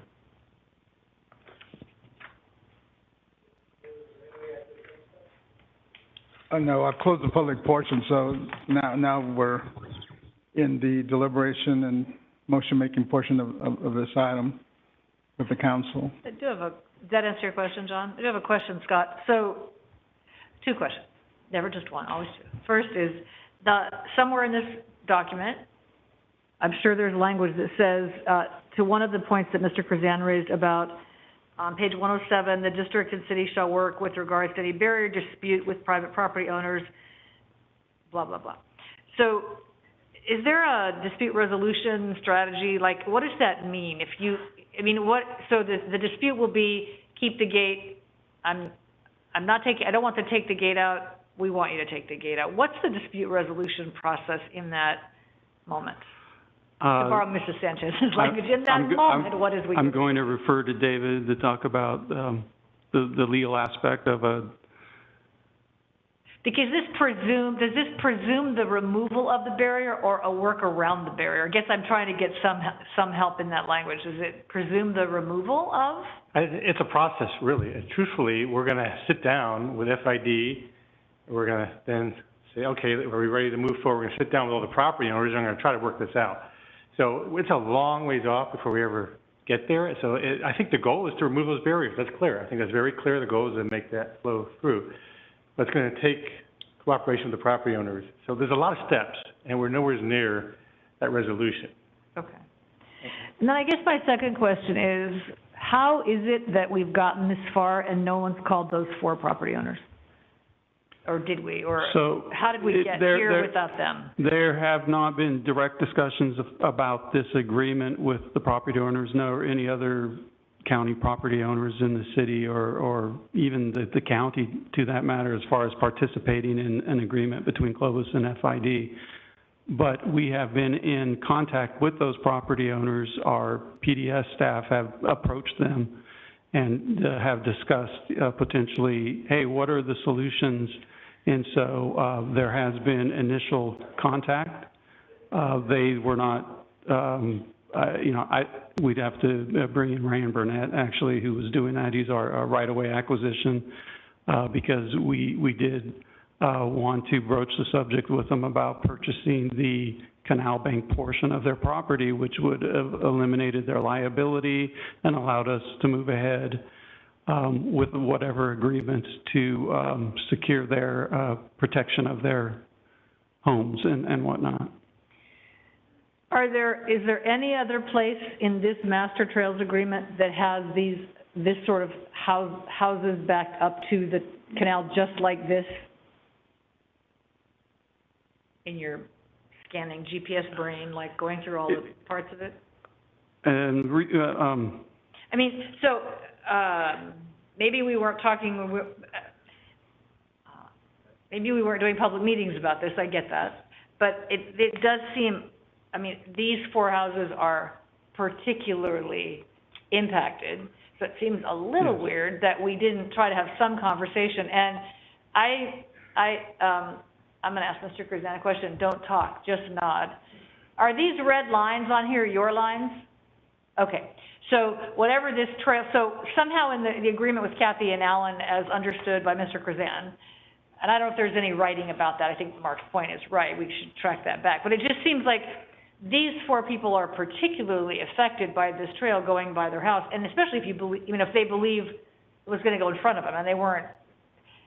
I guess, how did we get to this point without ever talking to them? I guess I'm not quite, I hear you, but I'm not quite there, like, that doesn't make any sense to me. There have been discussions with the property owners, and even back in 15 years ago, Steve White and others were discussing with them, and I know Steve White had discussed with them the trailway going behind their homes. But the Sanchez's didn't even live there they only lived there 9 years ago, so they wouldn't have been part of the conversation.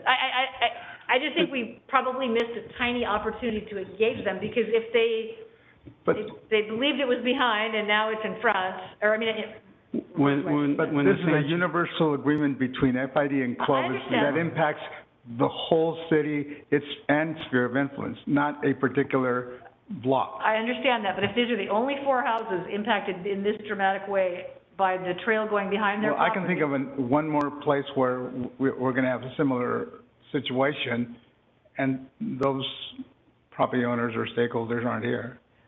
So we probably missed them too. I guess my point is we had an opportunity to engage, that's all. I just think But it's we because wouldn't be here. I think what staff's saying, it's because it's an agreement between FID and us. And then if there's ever a situation where we have to engage particular property owners, that's the opportunity, that's the time. It's not time yet. Today we are agreeing or not agreeing to agree with FID. That's what's before us, not what we'll do in any particular situation. I understand that, and I disagree with you. I just think this memorializes something that's going to impact these 4 homeowners differently. No, it definitely will. Right, so I think this is the time to at least have language that protects them in some way. And I know it's an agreement between us and FID, but we are them. We are them, like, right? We're their only voice in this right now. So I'm just trying to, I think it's a missed opportunity that we didn't engage. We will be them too at the public hearing impacting their particular property.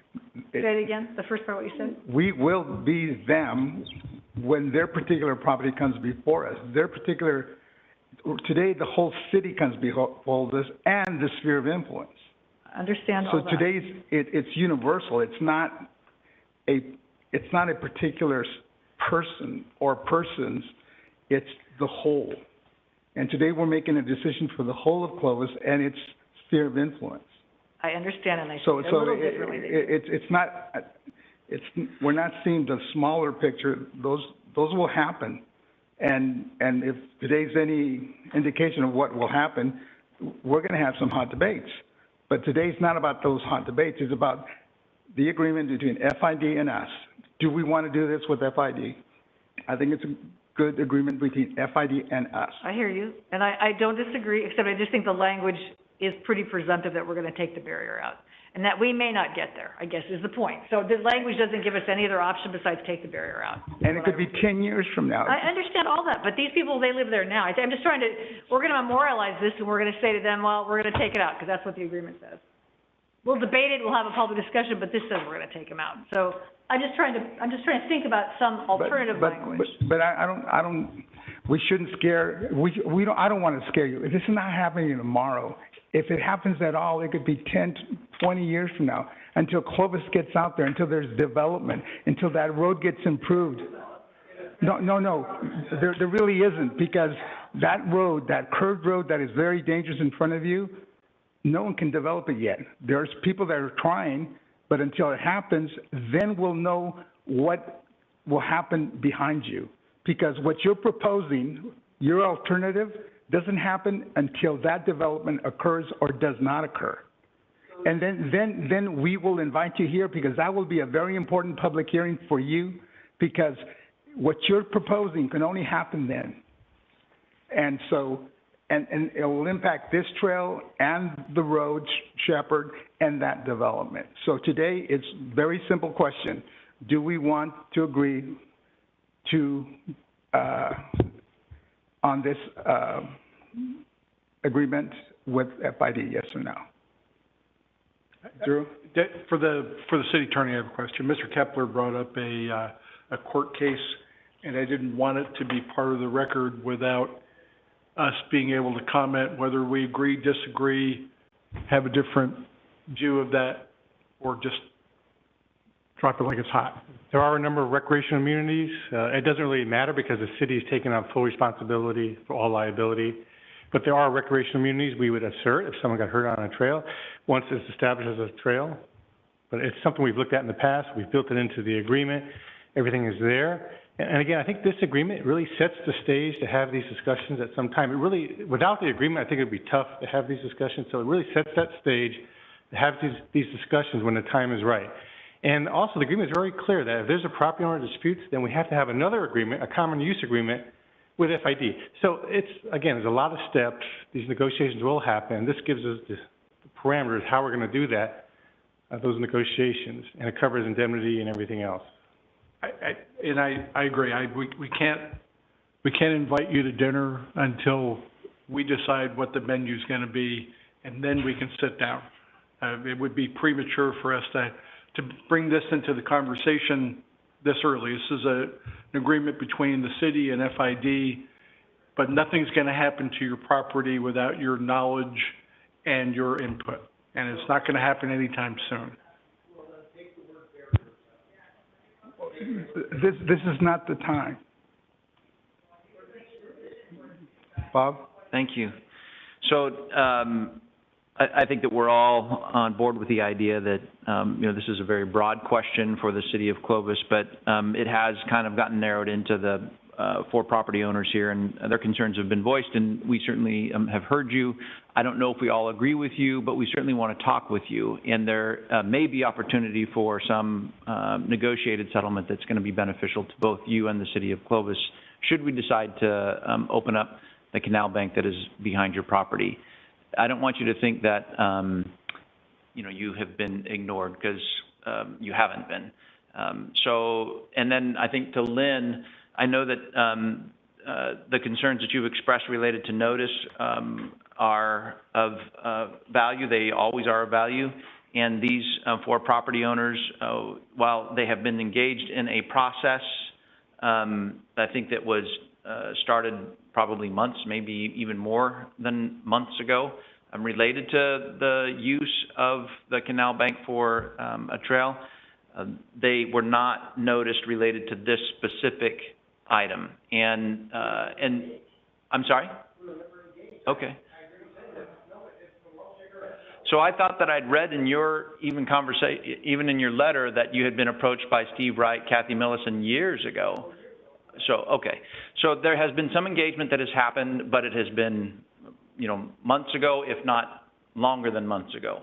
So on the flip side of the property owner's interest is that when the gates went up, we received a whole bunch of calls into the city of Clovis that were, people that were extremely angry because they felt that the safety of their children was being compromised by them having to go now on Shepherd Avenue.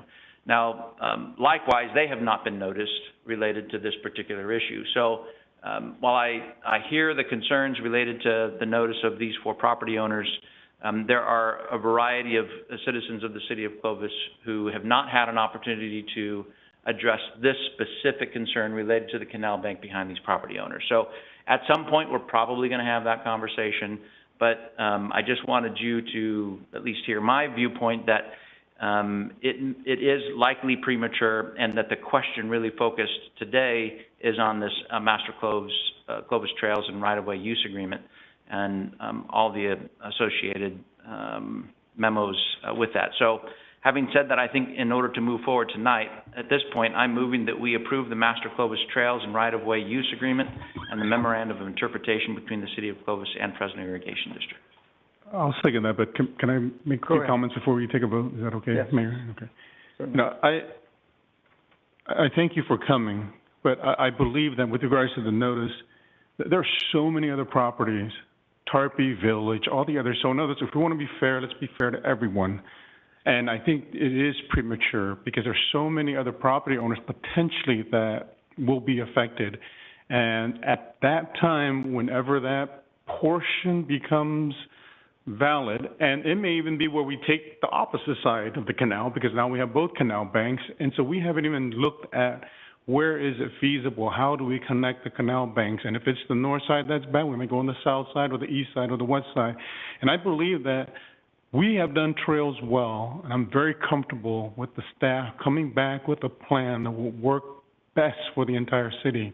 But in order to move forward with what Councilmember Bessinger is saying to those who have never had trails, this needs to be approved today. So that way the Southwest has never had a nice trail. That can start and begin. And so I just wanted to say that I think we aren't forgetting you. And as long as I, Lynn, all of us are on this council, I don't think nothing's going to get approved contrary to what you are saying with this council. Okay, and so as long as we're here, at least that is on the record.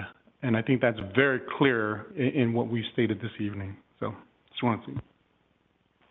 And can I make one more comment before the motion? Sure. I just want I want to memorialize the idea that the language in here allows this conversation to happen. And I understand I get the bigger picture, I understand all that, but I feel badly that you were unaware of this process, because it has been going on for probably 3 years, which is sort of like, so I think we just missed a chance to be more communicative about trails generally, in the paper, or we don't have a paper anymore, whatever that is. But, so I just want to make sure the language in this agreement allows this conversation to occur. And it may be that we can't reach an agreement on taking those barriers out. I mean, I think we just got to have some really strong dispute resolution process in there, because it may be that it requires a block wall built behind all four of those houses to keep them safe. I don't know the solution, but I just want to make sure that this language allows that conversation to occur and allows some kind of noticing requirement or some way to make sure that they know that it's possible. Yeah, 100%. Yeah, absolutely. Okay, so if it says that, I'm fine. I mean, I'm good, but I hear you. Is there a final comment? And I do. we have heard you, and we do feel the pain and the emotion that you brought to this council. But believe me, we'll get that at every trail we try to develop. And they're not here either. And then Bob brought the opposite point of view, and we haven't heard that today either. And that's my point, is that this is a bigger, more universal type of question before us. We got to deal with that, like Drew said. We got to prepare the menu before we can invite you to dinner.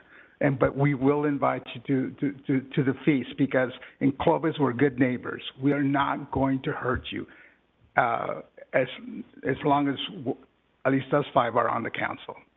So with that, I'll call for the question. We have a motion and a second. All those in favor, signify by saying aye. Aye. All those against? So it's 5-0. Thank you.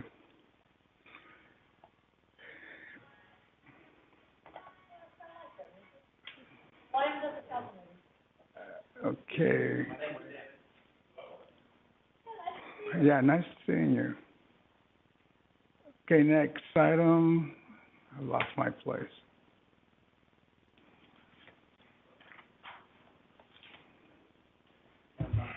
Huh? Yeah. Item 9, consider approval, consider an assessment increase election in Laskin Maintenance District Number 1. And our Assistant Public Utilities Director, Glenn Estes, will present. Good evening, Mayor and council members. So the item before you is a potential rate increase for the Landscape Maintenance District. So the first benefit zone that we're requesting to increase the rates is Benefit Zone 1, which is going to be that area circled up there. It's the area north of Herndon. This area is roadway landscape, so it's your side landscape, your medians, that landscape type in that area. This area has not had a rate increase since 2004. The annual revenue that we receive from this area to maintain it is about $1.1 million. Glenn, I live in that area. Do I have to? Okay, very good. Never mind. Go ahead. No problem.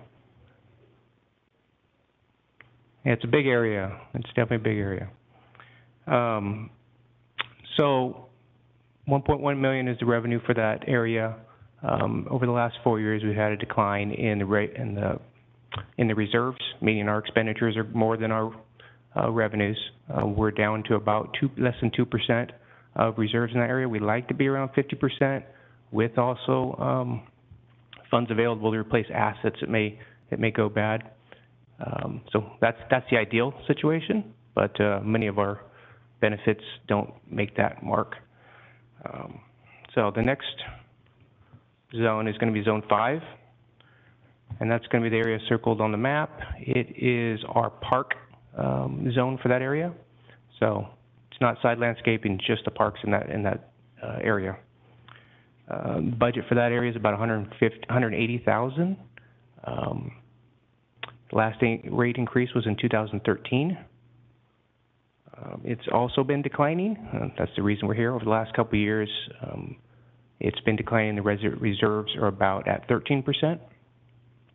In 2016, we tried to do a rate increase, and it missed it by 1 vote. And so we had to reduce services at that time, mowing every other week, deferring some of the maintenance to the assets, the playground structures. And so, but as time goes on, that's 6 years ago, that is caught up. And now we still, even with reduced services, can't keep our expenditures below the revenues. So we also wanted to address the aging playground structures in the area. When we did our rate increase before, we didn't really anticipate that we were going to have to be replacing these playground structures at the rate we are. We're pretty far along, and I'll get to it in the next slide. This is the list of all the playground structures, the parks with playground structures. Average age is 16 years, the oldest one being 28 years old. This is a picture of that play structure that's 28 years old, Silverton 2. It's pretty outdated. A lot of the parts have been removed from it because we can't replace them. They're obsolete. and then not having the funds to be able to do it as well.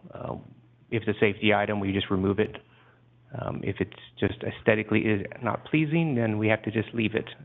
So we would like to improve these playground structures and move forward. So the reason for the rate increase in Zone 1 is no rate increase since 2004, declining reserves, and the expenses continue to increase as inflation, as we know, is kind of on a rampage right now. So predicting forward, it's definitely going to be hard if we don't do a rate increase at this moment. Glenn, is this the one that you said failed by one vote, or that would be Zone 5. So we haven't asked Zone 1 since 2004? That's correct. Yes. Thank you. So Zone 5, the same thing. We haven't had a rate increase since 2013. We did reduce services already, and expenses continue to still rise, declining reserve, and then we would like to address the aging infrastructure as part of it. When I say aging structures, playground structures mainly. So what we're recommending is the current rate is in Zone 1 is $78.50, and we're requesting to increase it by $1.75 a month or $21 a year.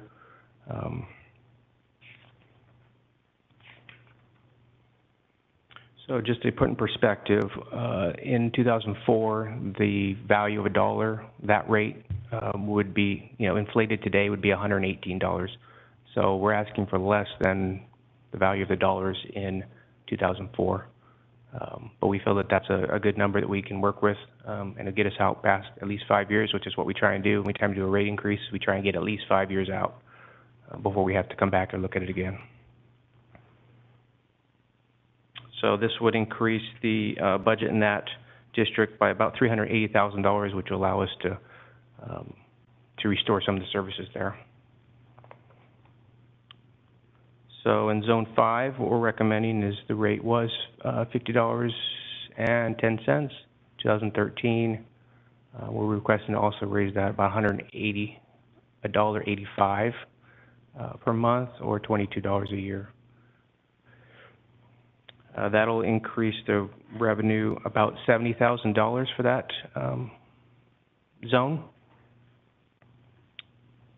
And then that'll, we at that rate, we believe we'll be able to replace a playground structure every other year, or at least save up for the next playground structure that will need to be done.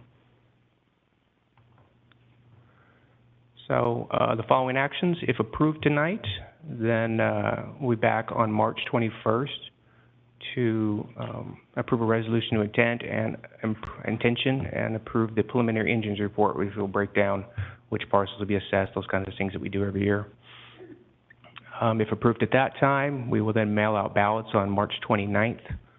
45 days later, we will close the LMD election, and then the week after that, we will come back and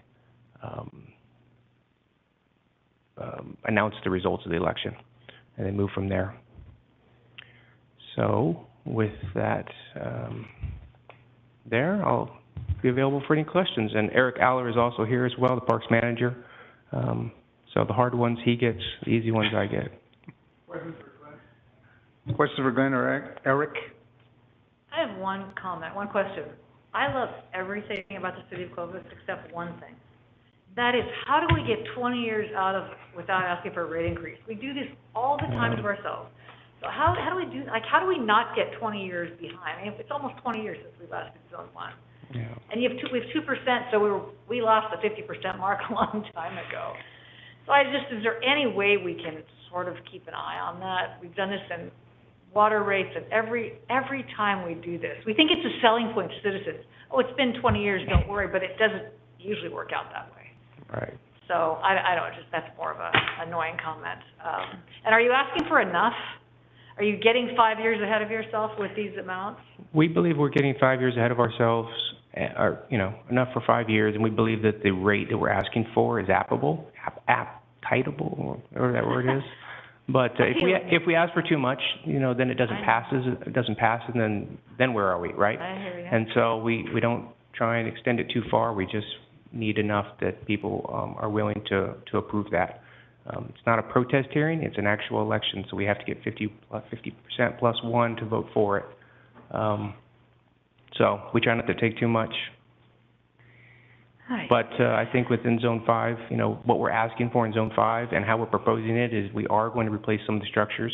I think hopefully that people hear that and they are, you know, more likely to approve it.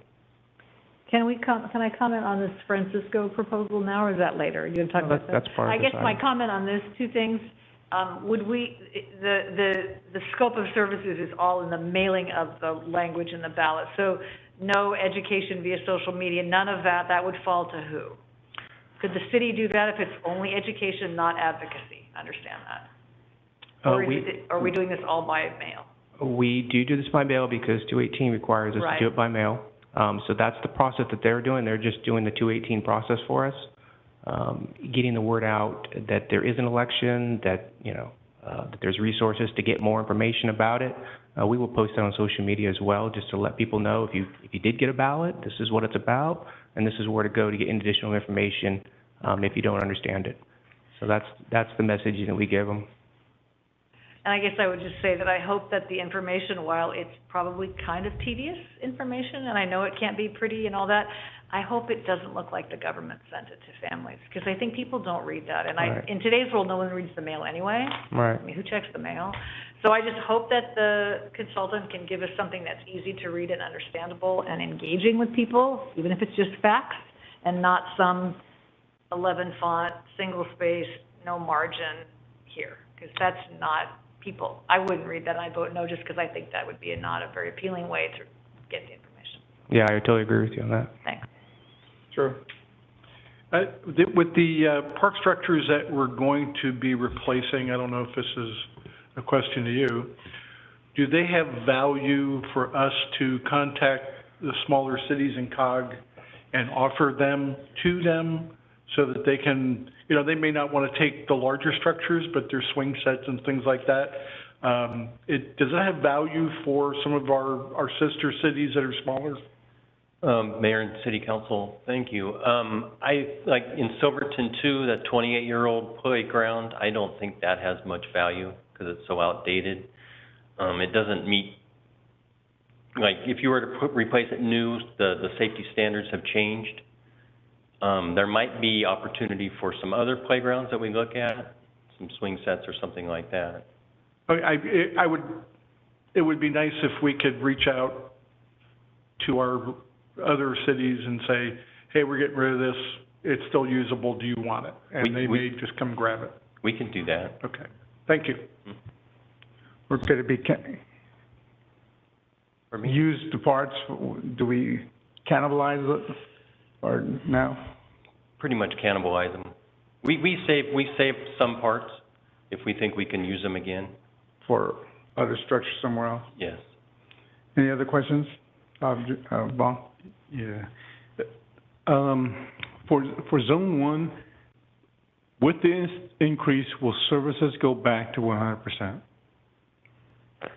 And if so, when, or if not? And then Zone 5, sort of, will that replace, you know, like how many of the structures will it replace, and kind of like a time frame? Let me answer the park question, Zone 5. We think we can get 2 play structures replaced with this increase, and then restore trash receptacles, replace benches, go to every week mowing, more weed control, things like that. To say 100% in Zone 1, landscaping, I don't know if you ever get to 100%, but it will definitely make improvements. Okay. The contractors will be able to pay them more, they'll be able to get around more often. Yeah. Okay. And then, I don't know if it's a question for Scott or for, with regards to messaging, since if we approve, can we make ads or share about this on behalf of the city, or would we have to do that personally, our own, to share on social media and go, hey, this is going to be coming out, you know, I support it, I would encourage that you vote for it as a property owner living in this area, and So, So the city can't spend money advocating for it, but you individually, if you wanted to post something and say, Yeah. yes, I support this, by all means, but the city can only share information. okay. The city itself can only share information, not advocacy. So the consultant will be doing most of the advertisements, but as Lynn had questioned earlier, yes, the city can share information about, okay, here's what the services are provided, here's how much it's gonna cost, that sort of thing. So if we did anything, it would really be just informational. Correct, the city, Just, yes. one of us representing, like if mayor made a message, it would just be, this is coming out, this is what it's for, please vote, kind of. Yeah. But I, as an individual, I can advocate for it. Yeah, That's correct. okay. So I can launch a campaign for it. I can. Not as mayor, as Jose citizen. Oh, so we can't do it as, so I can't make an ad saying, me, council member, I support this, and this is coming, please vote for it, or whatever. I can't do that. Depends on the funding that you're using. You're not using city funds for that ad. If you've got. I don't know, social media, I never pay, so. Right. So if it's free, the city cannot expend funds or resources on advocating for it. Okay. Yes. Okay, no one else? I'll open it to the public. Anyone in the public here present wishing to comment on this item? Seeing no one, how about the web? None. Okay, we have one here present. Oh. Eric, there you go. Good evening. I'm a resident, Nees and Fowler area, okay? And I'm here just to support. And, when I go to on the trails, I see some of the playgrounds and that the material is broken up. I pick it up, I throw it away. So we probably need some, more of the rubber is what's broken up. And that's right there on, Clovis Avenue between Herndon and Nees. So, I don't know, maybe we should, I don't know what's to consider for the kids, maybe some more material right there on the ground, because there's a lot of kids right there. Are you aware of our app? Yes, WebEx. Are you? No, Go Request, the app that you can identify problems in the city. Are you familiar with that? Oh, no, sorry. So, Chad can give you the URL for it, and then you can just, when you see something, take a photo of it. It'll give us the GPS, and you can report it, and it'll be fixed. are you talking about the workout areas along that Dry Creek Trail there? Mm-hmm. That rubberized stuff kind of gets torn up. It is. All right. Okay. Thank you. Thank you. So nobody on the web? Okay, I'll bring it back.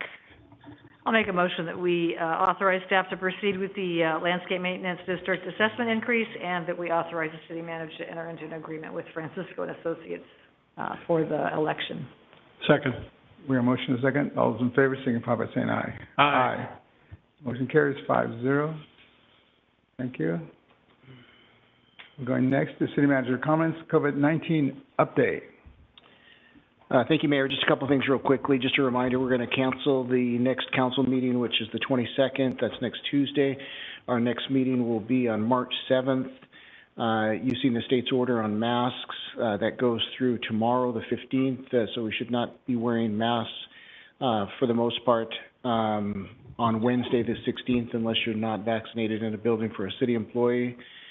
We're going to reconfigure the council chamber kind of back to normal, how we had it before. And just a quick update on the city logo that we had talked about placing above there. We're still working on it, and just it's been a delayed process. And as far as the what I hope to be my last COVID update, I'll go over that real quickly. Thank you. First chart, you're looking at confirmed cases and confirmed deaths in Fresno County. For Fresno County, you can see the cases on the left and the deaths on the right. You can see a positive trend over both of the past few months, past few weeks.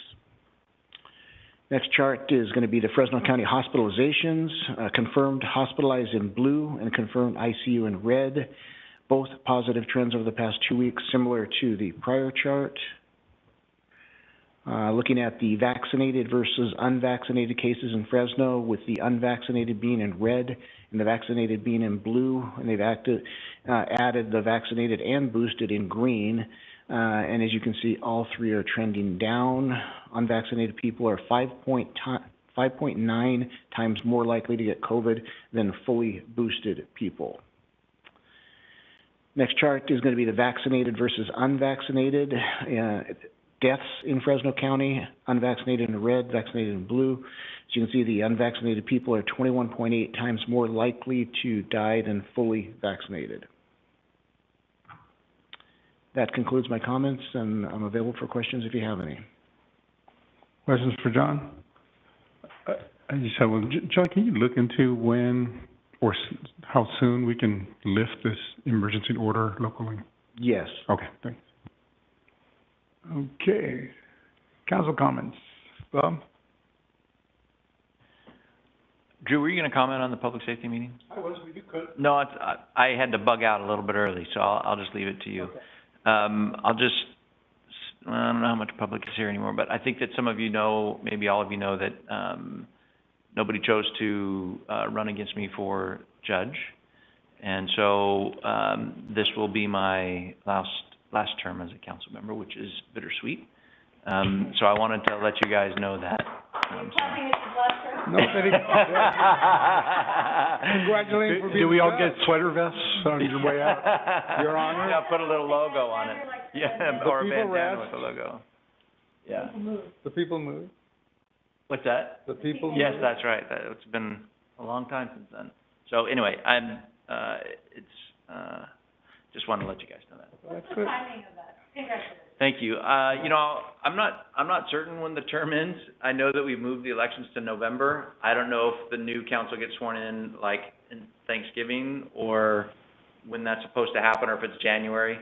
But whenever it is, that's when I'm done. And then I get sworn in, or enrobed is what they call it, in early January of next year.